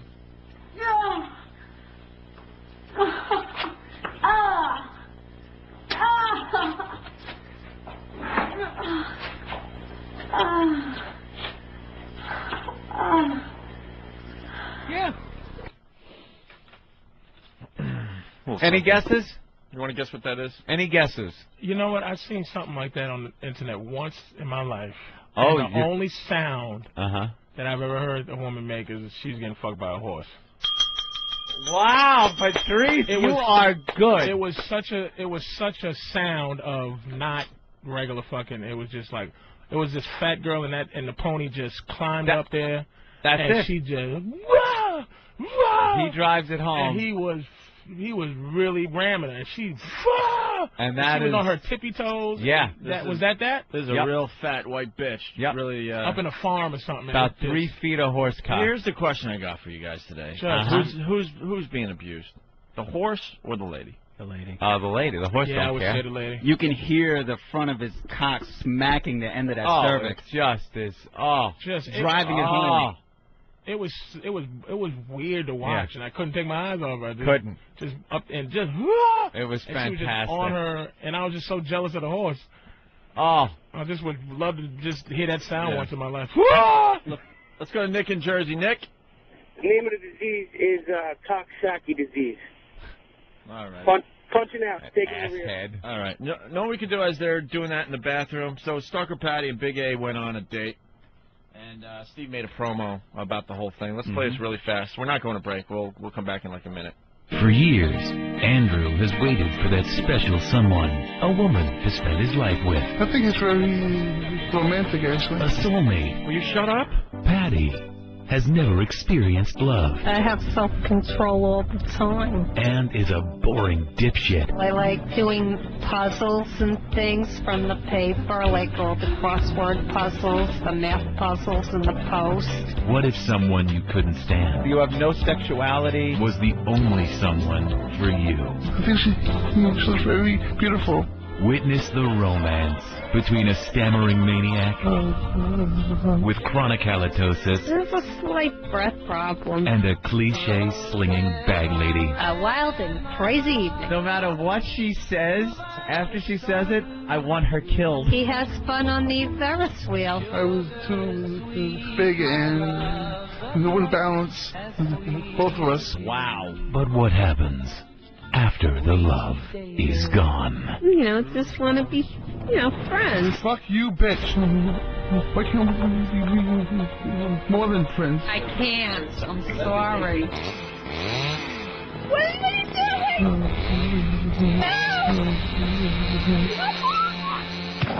When rejection sends you over the edge, the only answer is murder. And why not? Freak date, mumbling its way to a theater near you. And with that, they're back in the studio. So you had you did a visit with Dr. Scope there, right? Did you gargle Yes, I like did. it said on the bottle? Yes, I did. You gargled good? Did he All gargle right. good, Bill? I wasn't in there with him. No. Oh, Danny, did Danny? he gargle? I wasn't in there with him. I got him. Danny? I don't think he gargled long enough. I Yeah. think you're supposed to use about 30 seconds, right? Yeah. It was probably it was a solid 8 or 9 seconds. Oh, Jesus. You gotta But it do was the- solid. You got to do the bad breath math, and you got to times that by like 6. Yeah. You should be drowning in the stuff. Also, isn't Scope kind of the pussy shit? Shouldn't he be doing Yeah, Listerine? Listerine. No, it's got to burn for it to mean anything. Drano. Yeah, that's like liquid candy. All right, so we're going to do this again. Good luck, Bill. All right. You know what you're saying? Hey, Hal. Stinky hemorrhoids. Say it towards me. Hey, Hal. It's stinky hemorrhoids. Oh, Jesus. That didn't help at all. had to help. It didn't help So it must at be all? the stomach because it's just the stomach because Yeah, it's it's bypassing the because scope. the scope will it be minty first and then it'll be followed by Yeah. some type of stomach thing. Bill, what does it smell like? Same. Yeah, basically the same. It was even worse now than before, just when I got really close because I don't think he was saying it really directly towards me. Hey, do you have are you able to burp on command by yourself? You can't just go burp. No. Oh, I was hoping you could burp in your face, and perhaps we could tell if it's a stomach disorder here on the Dr. Opie and Anthony show. Yeah. Like we're trying to diagnose this. All right. Just cut him open, see if it smells. Why don't we get the gang in here? Thank you, Bill. No problem, guys. Bill, always a trooper. Definitely.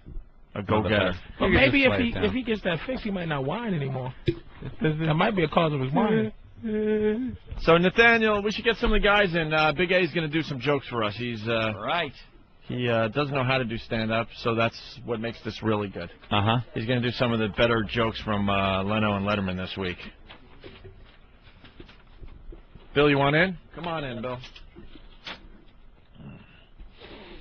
All right. Dude, are you creeped out by that? Fans in studio, one of the interns is wearing a I Love Fan t-shirt. Ooh. Yeah, with my picture on it. Wow. That's a tribute.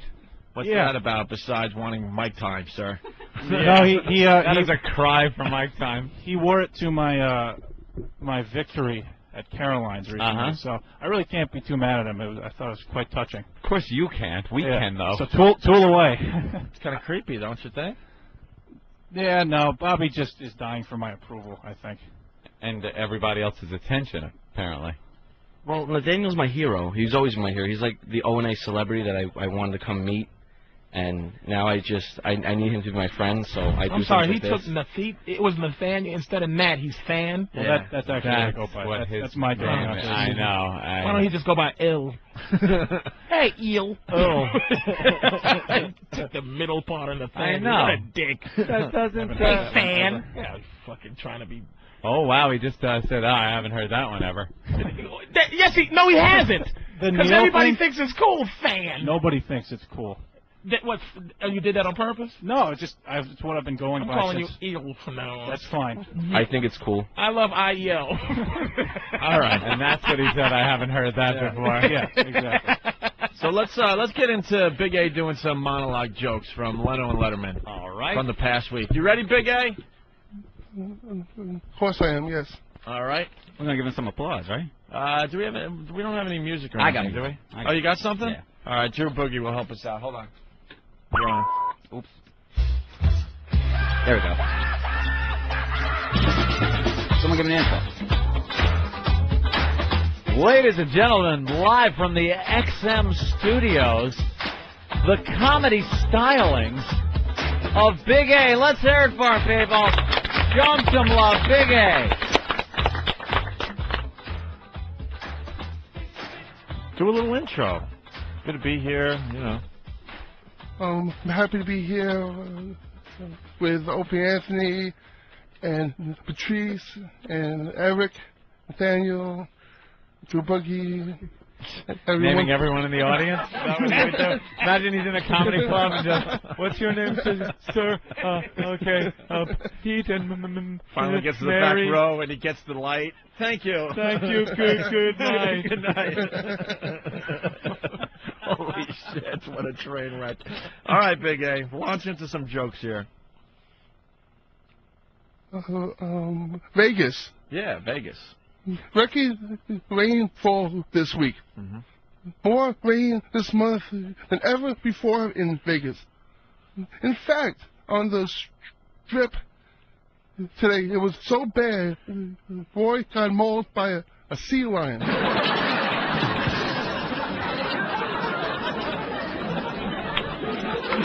And you know, Supreme Court nominee Harry Myers, just a strange, fascinating woman.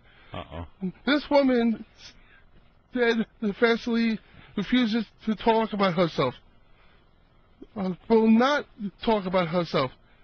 And I'm thinking to myself, Where the hell do you find a woman like that?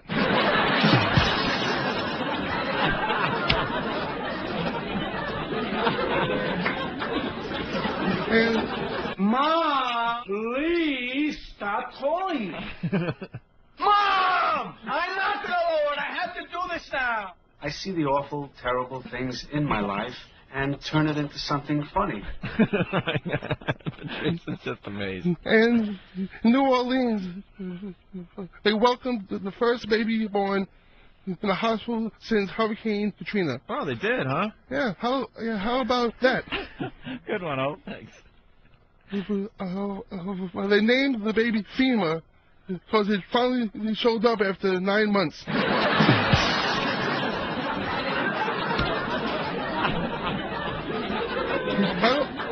I don't know if you folks have been following the new Chinese space program. No, we haven't. Oh, yeah. But a week ago, they launched 2 astronauts up into space. And a couple of days ago, came back. Came back like today, as a matter of fact. Came back like today, and the sheriff will be back tomorrow.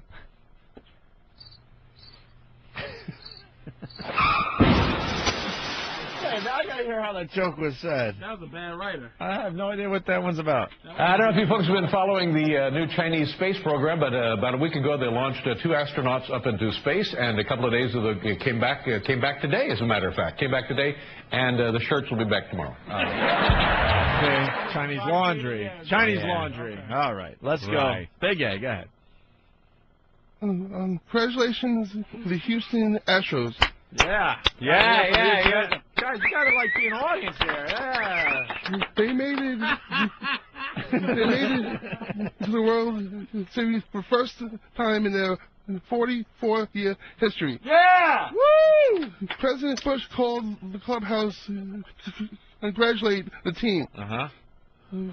See, I think the president got a little confused. Yeah, like he said he called the team to prove to Kane West he really does care about Afro-Americans.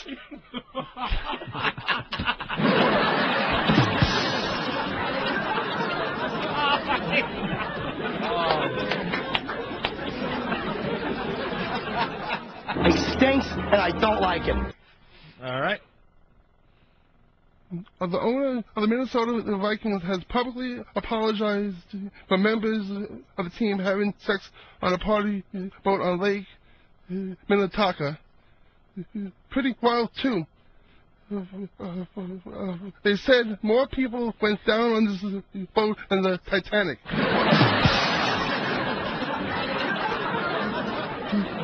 But we're still waiting. Okay. It's another ST word. It's the ST words, Patrice. Stop breathing. I saw you stop breathing. It's the ST words that just freeze him up. All right, sorry. They freeze him up. We really interrupted his timing, so you really should start over. Start over. Hey, look, man, I'm trying to make it better. I'm trying to help this guy out. What you mean I have to leave, motherfucker? Really, let's Man, I paid to get in this motherfucking club, man. Let's back up. We screwed up your timing there, Big A. We don't want to screw up Tommy's his all about timing, so you better start that joke over again. All right. Go ahead. There we go. But we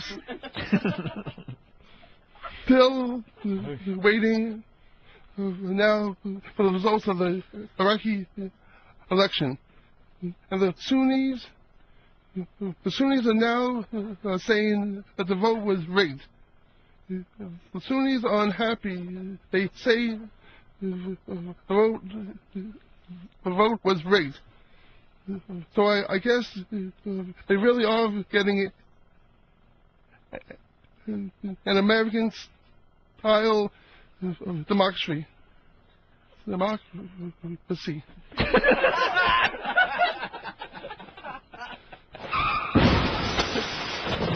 Wow.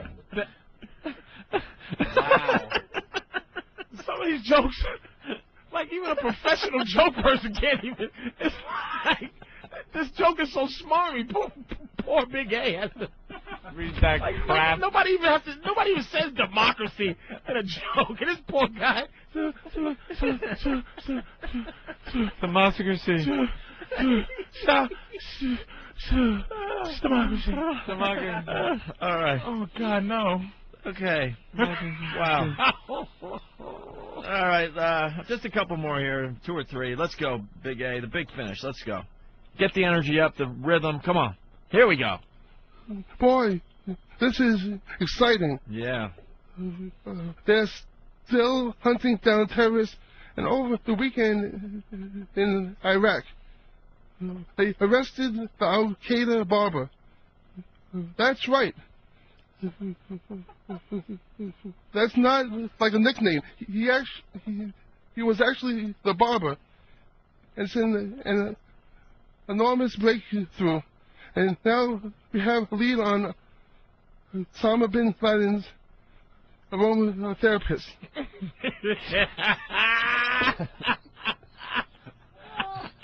Now we have a lead on Osama bin Laden's aromatherapist. What the fuck? And this poor thing. Oh, what's an aromatherapist, Big A? Yeah. I have no idea. It has something to do with good smells. All right.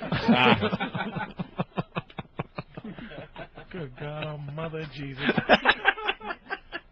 Patrice is never coming back. This has been a rough ride today, hasn't it? Man. A lot of potholes. All right, let's go, Big A. 2 more. As you know, President Bush has declared war on the bird flu. Yeah, this is a big thing there, right? Yes. But you know, see, I don't think President Bush learns from his mistakes. Why is that? Like today, he made a big speech at a bird sanctuary in front of a banner that said, "Mission accomplished." That's edgy. Whoa. All right, and finally. Nathaniel, is this a coincidence or are you just smart? All right, he's just smart. Yeah. Oh, my goodness. This one. Oh, stop. Always got to end on and up, no, right, Nathan? Wow. All right. I don't know what the hell to call him Give this anymore. a spin. All right, let's go, Big A. No talking through this one. All right, shh. Saddam Hussein's trial started yesterday. Wait. What? Yeah, you got to start over. Yeah, that's Saddam. Saddam Hussein's trial started yesterday. You folks aware of that? Saddam Hussein is ending trial. Well, in court, he's stubbornly insisted that he is still the president. He was defiant. He said, "I am still the president." You know, a little like Bush.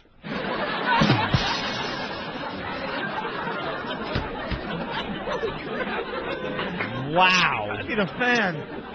Dude, I just looked around the room as he was stuttering whatever he does through the ST words. I saw everyone pretty much stop breathing in the room. It's a freeze Everyone just up. stopped breathing. It's not a stutter. It's just a freeze up. Yeah. Holy crap. It's a freeze up.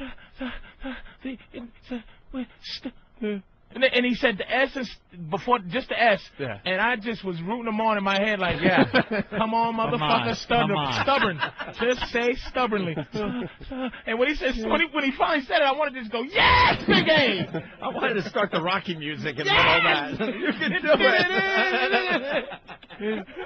Big A, come here, Big A. Well, in court, he's stubbornly insisted that he was defiant. He said, "I am still president." When, Big A? Very good. Let's hear it for Big A. Adrian. Oh, that was genius. Big A. Boy. So what are we promoting today? Your website? Yeah, just my website. And I'm taking pre-orders and shirts. All right. You know, to get a feel. Hey, do you want to start our Halloween party by doing some monologue jokes for the crowd at the Hard Rock Cafe? Okay. Warm up the crowd. Can we do that while we're on break? Try to get some current jokes for him from monologues. You could use Conan, use everybody. Jon Stewart, just get the best jokes, and he'll open up the show Halloween night at the Hard Rock Cafe. Oh yeah. People just screaming at him. Oh yeah. Ah, you fucking idiot! All of a sudden he'll just walk out on stage and he'll do his monologue, and then the show will begin officially. How's that sound? You like that idea? Let's write that one down. And by the way, let's have a good. Let's get crazy tonight. Let's start. Happy Halloween. By the way, coming soon to the Opie and Anthony show. We're gonna have open auditions for the next Big A, or Stalker Patty, or Sandy Kane. What? You turned the lights down, bro. Who was that? The guy with was the that I Love the guy Dan. with the I Love Dan You just shirt? turned the lights off. Oh, he was trying to sneak out, and he turns the lights off, so we all have to turn stop. the lights What's out. that? Was Dan his producer? What? Is Nathaniel a producer? Or Yeah, oh yeah. His producer? Yeah, he's big guy on we campus. got a great man. staff behind us. All right. Yeah. And he does stand-up. He's doing real well. Is he really? Yeah, he's doing very well. So we're going to do open auditions on the Opie and Anthony show in the very near future. When we get back from break, we'll promote it for a week or two. Open audition, you come down to the station at 7 in the morning if you think you got something for this show. Whatever that is. Whatever. You know the characters, like Pat from Monarchy, Big A, Stalker Patty. Something you think would be liked by the audience. Right. I think a little off. A little off, definitely. Mm-hmm. All Can right? somebody say what they think? Is there anybody out there that what they think is wrong with as a term for what's he doing? I don't know. Have you ever been to something there, Big A? Speech therapist? Or? Well, as a kid, I have been, and during high school, I went to a speech therapist. What'd they tell you? Wow. I hope she got fired. What'd she tell you? Told him to slow down, and he still went. He used to go, hey, stubbornly. Now he goes. Someone was saying that, what else? Dapper Dan from PA. Listening online, it sounds like the buffer is freezing when Big A talks. Like, you know, when you're listening. Phone sex girl. Yeah. What you doing? For only $9.95 a minute, you could get all the sexual satisfaction. Is your hand on it? Right. Now, take your finger on your clitoris and stimulate yourself.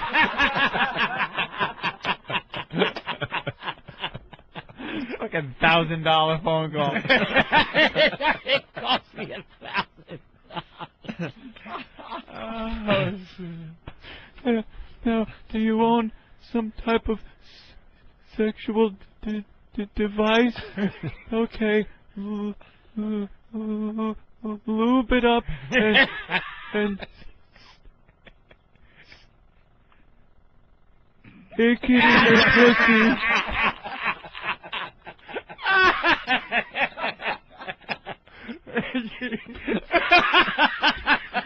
Oh, see, this is the part I get a little sad about, because Big A isn't laughing with everybody. No, I can't look at Big A. I just feel bad. Don't look behind you right now. All right, Big A, we'll see you at the Big Halloween A. party. Yes. You know what you're going to be yet? Is it a surprise? A lot of people wondering what Big A is going to be at the Halloween party. Surprise. Yes. All right. All right. First come, first serve as far as this party goes. By the way, Halloween night at the Hard Rock Cafe in Times Square. Doors open at 7, I think. All right. Yes. Through Boogie's. Oh, the old WWE. WWE, whatever. Yeah. It's gonna be. We're gonna blow it out that night. It's gonna be great. And the T-shirt that we're giving out to everybody at the event, if you can't make it, my brother made a special 1-year anniversary XM/Halloween type shirt, and you could order them by going to opieandanthony.com. Okay. And in case you're somewhere else and you just want to. Arriving here, you got very limited time to get from here to the airport. I want no slip-ups. I don't want no slip-ups. You're ready to go. show is all schwooged up. It's I like that. We got a lot of schwoog going on Schwooged today, up. man. That shit almost like, I like that better than, No, we might have to adopt that as a positive thing, man. Yo, Yeah. schwooged it up, dog. Yeah, we're gonna. Yeah, schwooging up shit. Is Schwooged up with the white boy who tried to pass, KC? No. This is KC. In the Sunshine Band. KC was like, it didn't get black and white till like maybe the 80s is when that started to get bad. He was dancing to KC in the Sunshine Band, man. Well, before we get out of here, we got a couple things to do, definitely. First of all, we got to make sure everyone checks out Jimmy Norton's HBO special tonight at midnight on HBO, of course. PatriceO'Neal.com, Drew Boogie in studio. Oh, I'm going to be at a comic strip this Saturday, tomorrow. Where's that? That's on 82nd and 2nd in the city. Oh, okay. Oh, yeah, I've been there. It's a good club. Yeah, I haven't been there in a long time. Upper East Side. Upper East Side Comedy Club. Didn't like Seinfeld start there or something? Yeah, Chris Rock, Seinfeld. Doesn't he have like Eddie an old? Murphy started there. He has an old Seinfeld contract in a frame or something. Yeah, he got a lot of that old school star stuff. Paul Reiser. Like paying Seinfeld like I don't know $20 to perform one night or something. Back in the day, yeah. He's got the contract or a signed check. I don't know. He had something. I remember seeing something back in the day. Mm-hmm. All right, we can't get out of here without talking about this guy that's on the cover of the Daily News. The story. Meet the man who spent $241,000 in one night at Scores. Impossible. Of course, a strip club here in New York City. They're calling him the Lap Dunce. Lap Dunce. I get it. Daily News trying to be funny again with their headlines. Yeah. The Lap Dunce. What's this story about, Anthony? I don't know much about this one. Because I do know American Express is suing this guy because he refused to pay the bill. It's the guys like this that ruin it for people with American Express cards that just want to go in, and all of a sudden now American Express is going to go, nah, you're not going to be allowed to use them at the strip clubs. You watch. You watch. But I don't have an American Express. You don't have one? It's because you got to pay it. You have to pay it End of the all month. Yeah. at the end of the month, right? Pay So the it's whole usually thing. for people with businesses, right? Or white people. Or white people. White people. Jesus. What's wrong with paying your white fucking people bill? card. It's not nothing wrong with paying your fucking bill. It's just that P. Diddy's at got the end one. of the month. Well, P. Diddy's P. Diddy. Yeah, I know. You know what I'm saying? You hear about the American Express black card, though? You got to spend like a $250,000. Is it a month? Something like that. You got to maintain it like a $250,000 a month. Yeah, I heard it's a ridiculous amount. And you can't just get one. No, they have to invite you. Yeah. It's not, you can't apply for it or anything. They say, would you like to have a black card? And Trust they give me, it to you. I know. Oh. I keep telling them stop calling. Oh, my God. Shut up. I'm trying to watch The Apprentice. Why do people get into these Scores girls, man? They just doesn't do it. I don't find them sexy. Nope. I find them Thank to you. be what stripping is. It's like, that's why I tell you about Brazil, why I love Brazil so much is just because they give you the fantasy. You already know you're paying money. Mm-hmm. But these girls are, look at these two girls. In Look at these. the pictures of the girls, they look so, give me your money. There's nothing hot about either of these chicks. Either two, in they the just paper. look like nothing at all. They just look like just slutty bitches taking your money. There's Old no banged imagination up to this. stripper whores. Yeah, man. Yeah, that are going to take a huge amount of your money. A lap dance. You know what they got to Lap do? The dance. doctors out there, they got to figure out the breast implant. I'm sorry, they still don't have it figured out. Well, you know, most of these girls, I mean, we've had a lot of them march through the studios over the years, and they look great in a sweater or something, and then you know they strip for us, and all of a sudden they got cockeyed nipples, look like and goldfish eyes, right? all sorts of shit's going on, and then it looks like they're bursting, they're ready to pop in any second. There's no movement. I hate. Now, I know a girl with implants. I know a girl with every once implants in a while, that are fantastic. Well, I was going to say that. Really? Every once in a while, we'll have a girl come through the studio, and we'll swear that she's natural, and she'll admit, she goes, no, it's under the muscles, the key. And Jimmy feels them. You know what makes a good pair? It has to be some damage to them where they lose the titty meat, like the. Well, the problem is a lot of these girls. They have a baby. Well, the problem is that a lot of these girls have little A's, and they don't have a body that was made for D's, but they still go D's, and I'm sure the doctor's like, look, no, this is not good. If they go got full droopy B's. A's, droopy ones, like the Oh yeah, because then you got some then tan. you can just fill it in. You got some you skin fill to in work the with. meat, Yep. and that's it. But other than that, to stretch it out, look at this girl's breast. And it's shiny. Look like makeup's on it. They're all stretched out where it looks like, if you run your thumbnail across it, the whole thing's going to split open. It just looks terrible, like man. all big and... But if the other one, the Chinese one has red, the one in the red, if she has fake ones, they're pretty good. Because they still have a droop to them, sort of. No, they look like they're real, actually. Whores, disgusting whores. Just look horrible, right? Right. On what? Some lap dances where they don't let you touch them. Not a big fan of the naked. Not a big fan of the lap dance or the breast implant. As soon as the song is over, they go, "Thanks, bye." It's like, who gets off on that, dude? We've said that many times on the show. I don't get off on that. All right, so this guy spent $241,000. He's a CEO from St. Louis. Right. St. Lou. He bought... And what does he work for? Let's see. He's a big spender. Robert McCormick, 38 years old, married, father of 3, heads an international computer networking company called Savvis Communications. And he insists he only spent $20,000 that night. And, of course, the tab that they're saying is $241,000. Here's some of the items up for bid. Here's some of the items that he allegedly bought and was supposed to have paid for. 65 private rooms at $1,000 each. Of course, you could figure that out. Did he bring a lot of guys to the club? That's what I'm thinking. They closed some kind of big deal, and he brought some people with him. Yeah, this can't just be one guy. I need $65,000 rooms. So 65 G's there. 2,576 lap dances at $20 a pop. This was in one night? One night. Is $51,520. The math, 2,500 lap dances. The math doesn't work out. The math. How many girls are there? Have you been to Scores? There's no way they have 65 rooms. It's like, what are they talking about? Did they do private one rooms, room, like one room all night for 65? Ben, you know anything about this one? Yes. Oh, Ben knows a little bit. There's been several cases about this. There was a case about this that Scores is padding this stuff a few months ago, and I actually have a friend that has an Amex expense account. And it was like $3,000 more on his bill. So this isn't the first time Scores has been accused of doing this stuff. They probably saw a sucker coming and said, "Let's." Yeah, look at the guy. Instead, wait. McCormick could have bought 5 lap dances at $20 a pop. Oh, for each of his 2,000 employees. It wasn't 2,000 people down there, though. How many people? I want to know how many people he had with him. I understand That's that. very important. Even if he had 50 guys there, that's 50 lap dances a person. Yeah. Right? Did I do the math 50. right? What? 3 what?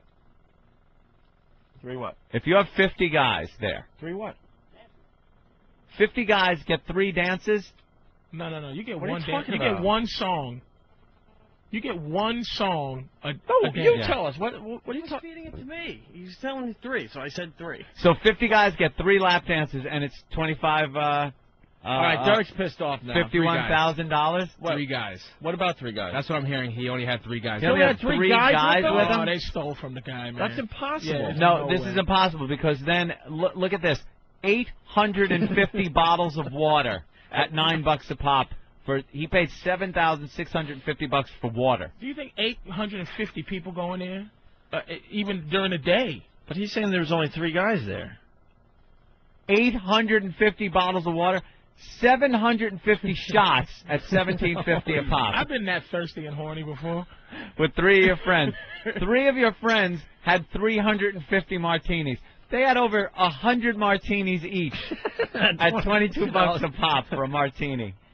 And if that wasn't good enough... 30 bottles of champagne, because they each need 10 bottles of Yeah, champagne. because they're not drunk enough yet. And they each had almost 1,000 lap dances apiece.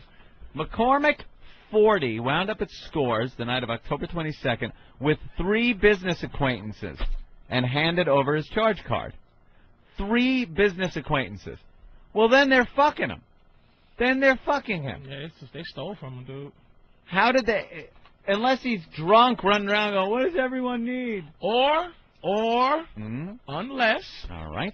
this is a deal he made with Scores because he might have paid for some pussy, And, you know, the girls probably charge a G. He was getting blown. He might have 4 girls. Mark it And down they, as water. They probably worked it out. Mark so it this down is as water. what came out. Because these bitches think they're high price. I've been to Scores once or twice. It sickens me. But these particular girls, they're probably a G to pop in the back. Maybe 2 At Gs least. to pop in the back. So if he had 3 guys. All right, hold on, guys. Then this is code.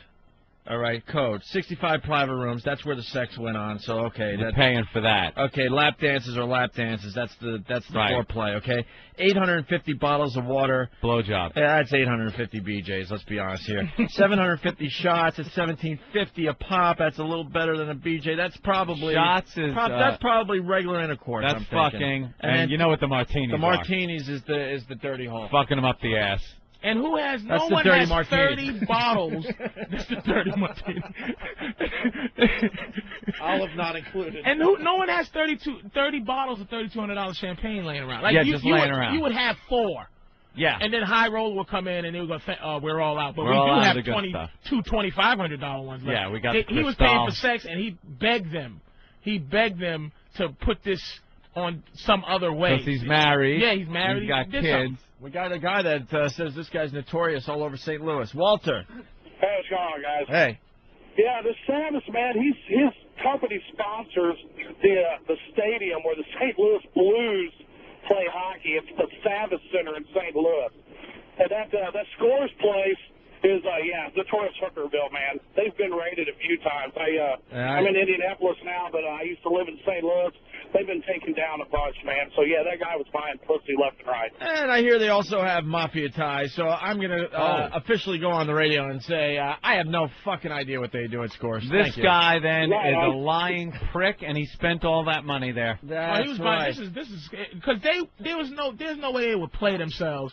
This is what an entire company, you know, you take 100 guys couldn't do this much at a Yeah. You know, not even this much. He would have to walk in and the entire night buy everybody in the place everything they wanted.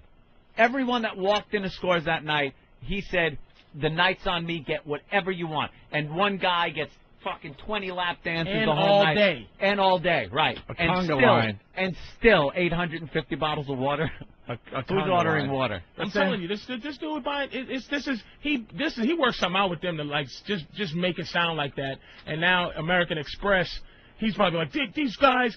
He set something up with them because he spent a lot of money and they can't put we bought some pussy. You know, because these girls are charging a G because they're these high, 22-year-old high-class ones. Probably, maybe 2 Gs. Who knows? You know what I'm saying? Probably 5. Maybe 5. Exactly. I don't think, yeah. Big time And money. then when he got the bill, he's like, they still, even the deal he worked out, he still felt like they fucked him. Right. Even the sneaky thing, and now it's coming out. American Express got the bill and they itemized it, but I bet you this guy is fucking them, and now they're probably gonna come out and fuck him back by saying he bought pussy. I want Why? to know what it is about these fucking clubs, though, that justifies $9 for a bottle of water. You know they're not paying these girls. They're not paying these fucking girls money. No. They're not. They're paying them shit. They work off of tips. They work off of fucking tips. They usually have to be split with the fucking club. So they're making money on the girls. Never mind having to spend it. The booze costs them the same. The booze companies aren't going, oh, you're a strip club? Well, it's 10 times more to buy from us than it would if you were a local pub. Why do they get away with selling bottles of water for $9 fucking each? A martini for $22 for a fucking martini. They do that everywhere. I know why. Sporting events. I was paying. No, not to this level. Well, not to this. Oh, so it's level. it's okay to spend $4 or $5 on a bottle of water when you go to a sporting event? You know something? 4 or 5 for a sporting water. event. That's high end, and that'll piss you or the off. movies they do, or the movies. Or the movies. Like, I mean, popcorn, a bag of shitty popcorn costs 2 cents to make. So if you think of markup, popcorn is well, soda's. You will find nothing more expensive than in a tit bar. $9 for a bottle of fucking water. I could go to the best hotel in New York City and pull a bottle of water out of the mini bar, and it ain't gonna be $9. Well, how about the fact that if you buy a $9 bottle of water, you shouldn't have to tip. Like anything you buy in there, they should work something out with the girls. like charge $12 for the water, but the girls just constantly rub your back. Oh, and when say, they see you drinking a bottle of water? Oh, you drinking Their that water, tits are hot around baby. your neck. Oh. You pour some of that on my tits and I'll push it in your face. That's what I'm saying. It's like so that they don't have to be mad. Because if I go in there just as a guy who doesn't have an American Express card or $200,000 to spend, I'm like, wait a minute, okay, I got $100. Yeah. I bought 2 waters and I got like $56 left. Bitch, can you do it better? Can I not tip you? And you still like I'm gonna be a schlub even though I gotta buy the 2-drink minimum. Yeah. $44 2 martinis. You know what I mean? $44 for 2 martinis. So I got $56 left to have a good time at Scores. 1 lap dance. Now I got $36 left. And then I get thirsty again because I got a little horny. So I bought another $12 bottle of water. And now how you getting home? Now Walking? it's like, you understand? No cab money. So it's like, charge me $12, and that's her $3 tip. And if she can get me, like, ooh, you look thirsty, and the thirstier you get, the hornier I feel. Ooh, drink more. And it's just like, oh, I'm going to have 3 bottles. So that's $9 to her, and $9 to the club. Because she got three bottles, you know, and you go, and you say to the bartender, hey, this hoe right here made me thirsty. And they mark it down, you know, Sugar Draws is the one that made me drink. Right. You know, so that they can work something out with them. Never happened. This is fucking ridiculous, They figured out a way to make you pay through the nose for everything. Let's say hi to Tom and T-Neck. Hey, what's up, boys? You did the math? Yeah, kid. I'm using round numbers. Okay. 2,500 lap dances. A lap dance is, figure the song's 3 minutes. 4 guys. It would take 31.25 hours. Dude, that's if it's going constantly like tag team. That's not even taking a piss break, nothing. That is all right. You in, go. And then after a while you go, hold up, bitch, my lap hurts. Yeah, they're probably my playing. lap is burning. They're probably playing 3 songs at a time just to get their tally up.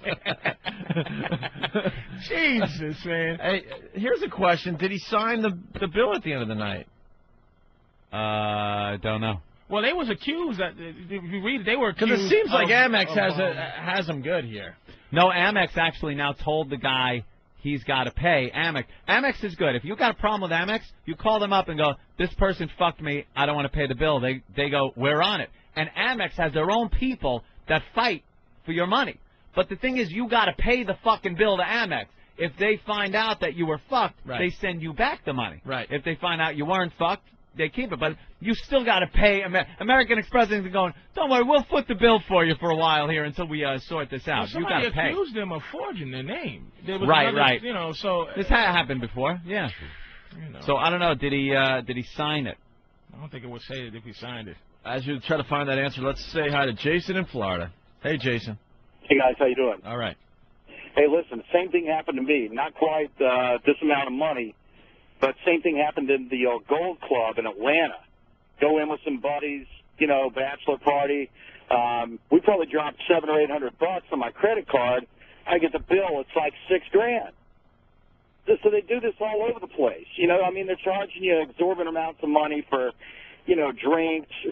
Dom Perignon, you get charged $500 for a bottle of champagne. It's insane. And here's the hustle, though. Here's the hustle. I just thought about it. Because this guy, you married, dude, or?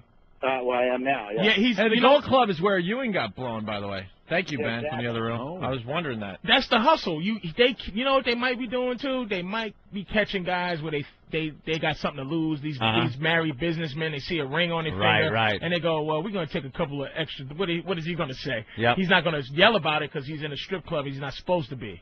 You know what I mean? This isn't looking good for him. Hold on, sir. This isn't looking good for him. Because he was spending so much money, the club had McCormick sign repeated waivers, identified with his own fingerprint. So he was signing it and fingerprinting these waivers, swearing he was not intoxicated and was willing to be held responsible for the charges. And the owner said he actually kept American Express aware hour by hour of what the guy was spending. There you go. He's so just a Amex dummy. was being informed every hour what this guy was spending. But and he on not only this, signed what but did he do? fingerprinted. Lap dunce. I don't know. This guy, it just sounds like some guy who spent well beyond his means. The guy just said it's going to take 32 hours to to do this, just to do one part of that, not even the whole list. Right. How many hours did it take for him to drink? Well, I think you're onto martinis? something with the just making it look like it was something else. So Right. you know, maybe 3 girls at a time on a lap dance. You never see those guys? Hey, I want 3 girls. I want the music. I want all 3. And then drinking a fucking $22 martini. Probably like hanging out in an area where maybe there's a couple other people that he deems cool. It's like, hey, buddy, you want to dance? Hey, get this guy over here. He starts drinking. It's like throwing the darts on the boardwalk. You're just Yeah. throwing darts, you're thinking nothing about it, and then all of a sudden they hand you the bill and say that'll be. Find out how much if there's a high class stripper out there who sold some on the side, how much would a high class stripper sell a little bit of side coochie in the champagne room? Right. Like high class scores type of bitch. What did they buy it for 5 G's? Because the Bunny Ranch costs a G. Yeah. You know, if you go to the Bunny Ranch, it's a G to fuck And around that's in legit. there. I think this guy, a little sex was being bought. Had to the cover it up with the 15,000 water. just for 3 girls. If it's 5,000 a pop. Yeah. All right. And finally, the unknown Oregon lottery winner. Oh yeah. Shot from Oregon. Do we know who he is yet? He won $340 million. Yeah, right? they showed him. Oh, they did. He's just some guy. Is this audio? An average Joe. Yeah. Oh, I thought they still didn't know who he is. Well, let's go to the tape here. In quiet Jacksonville, Oregon today, the talk of the town has been who? Who in this old gold rush town struck it rich big time? Thanks for playing America's biggest jackpot game. The buzz, everybody comes in, is it you, but we haven't heard anything yet. All state lottery officials will say is that monster $340 million ticket was purchased here in Jacksonville, either at Ray's Food Place, the local grocer, where it is not business as usual, or just down the road at the local watering hole. If the winner is out there, flip that ticket over, sign the back of it, make sure your name's on there. Good morning, the Oregon Lottery. This is Anita. At Oregon's lottery headquarters, their switchboards lit up as thousands of millionaire hopefuls double-check their digits. Double-checking. Double-check their digits. I never even come close. I know there's people that come. Actually, some former politician, a senator or something, won second prize. He won something like $800,000. This guy's rich. He's a millionaire. New so Hampshire, giving is it that to the guy? charity. Yeah. I think he won like 800 grand. 4 tickets purchased in the state match the first 5 numbers drawn, providing runner-ups with a more than $850,000 payday. Michael King and Jessica Warner have a date for the altar. Well, we would have got married sooner or later. We would have figured out a way, but this just adds to it. I mean, you can just have the wedding you always dreamed of.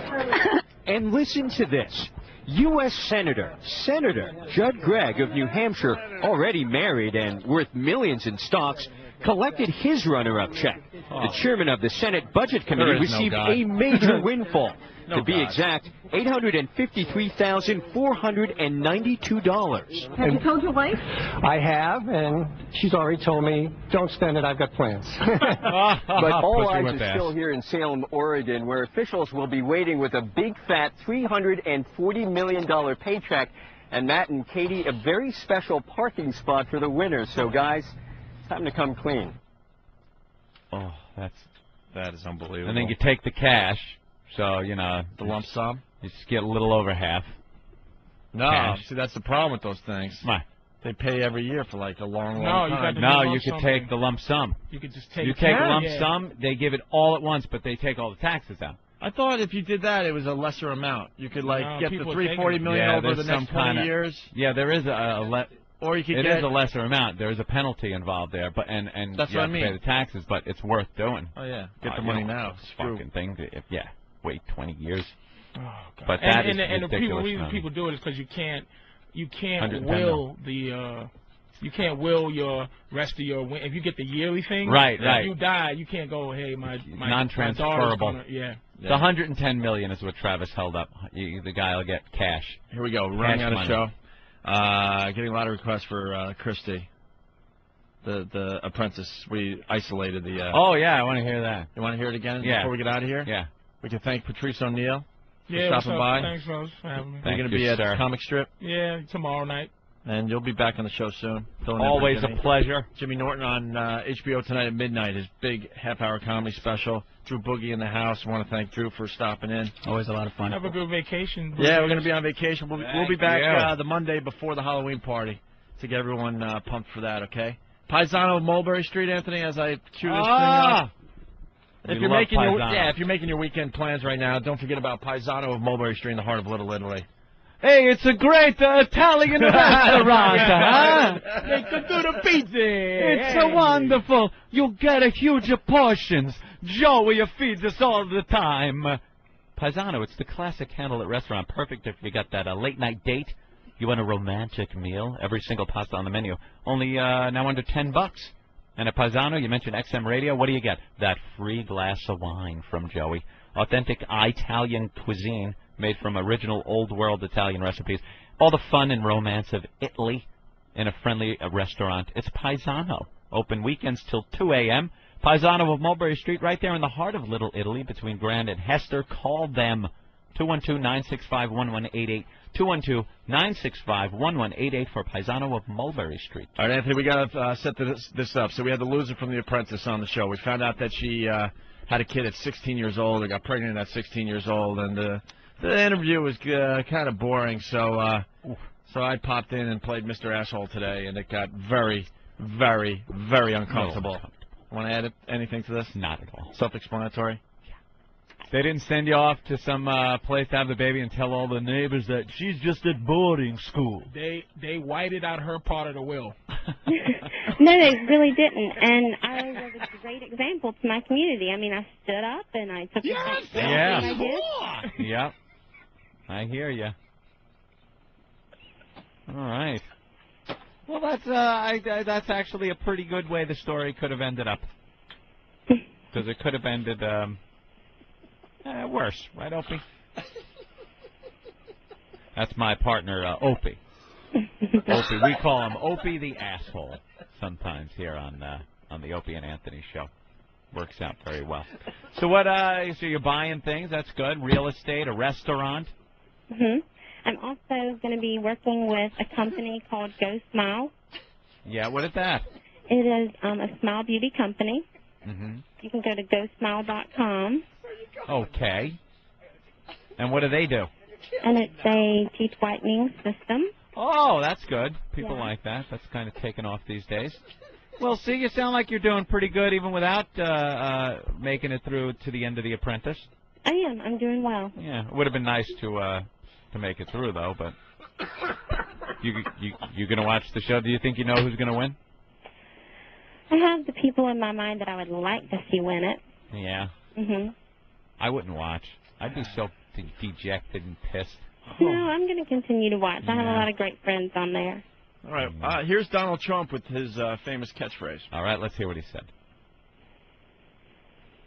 The red button. Oh, okay, this one.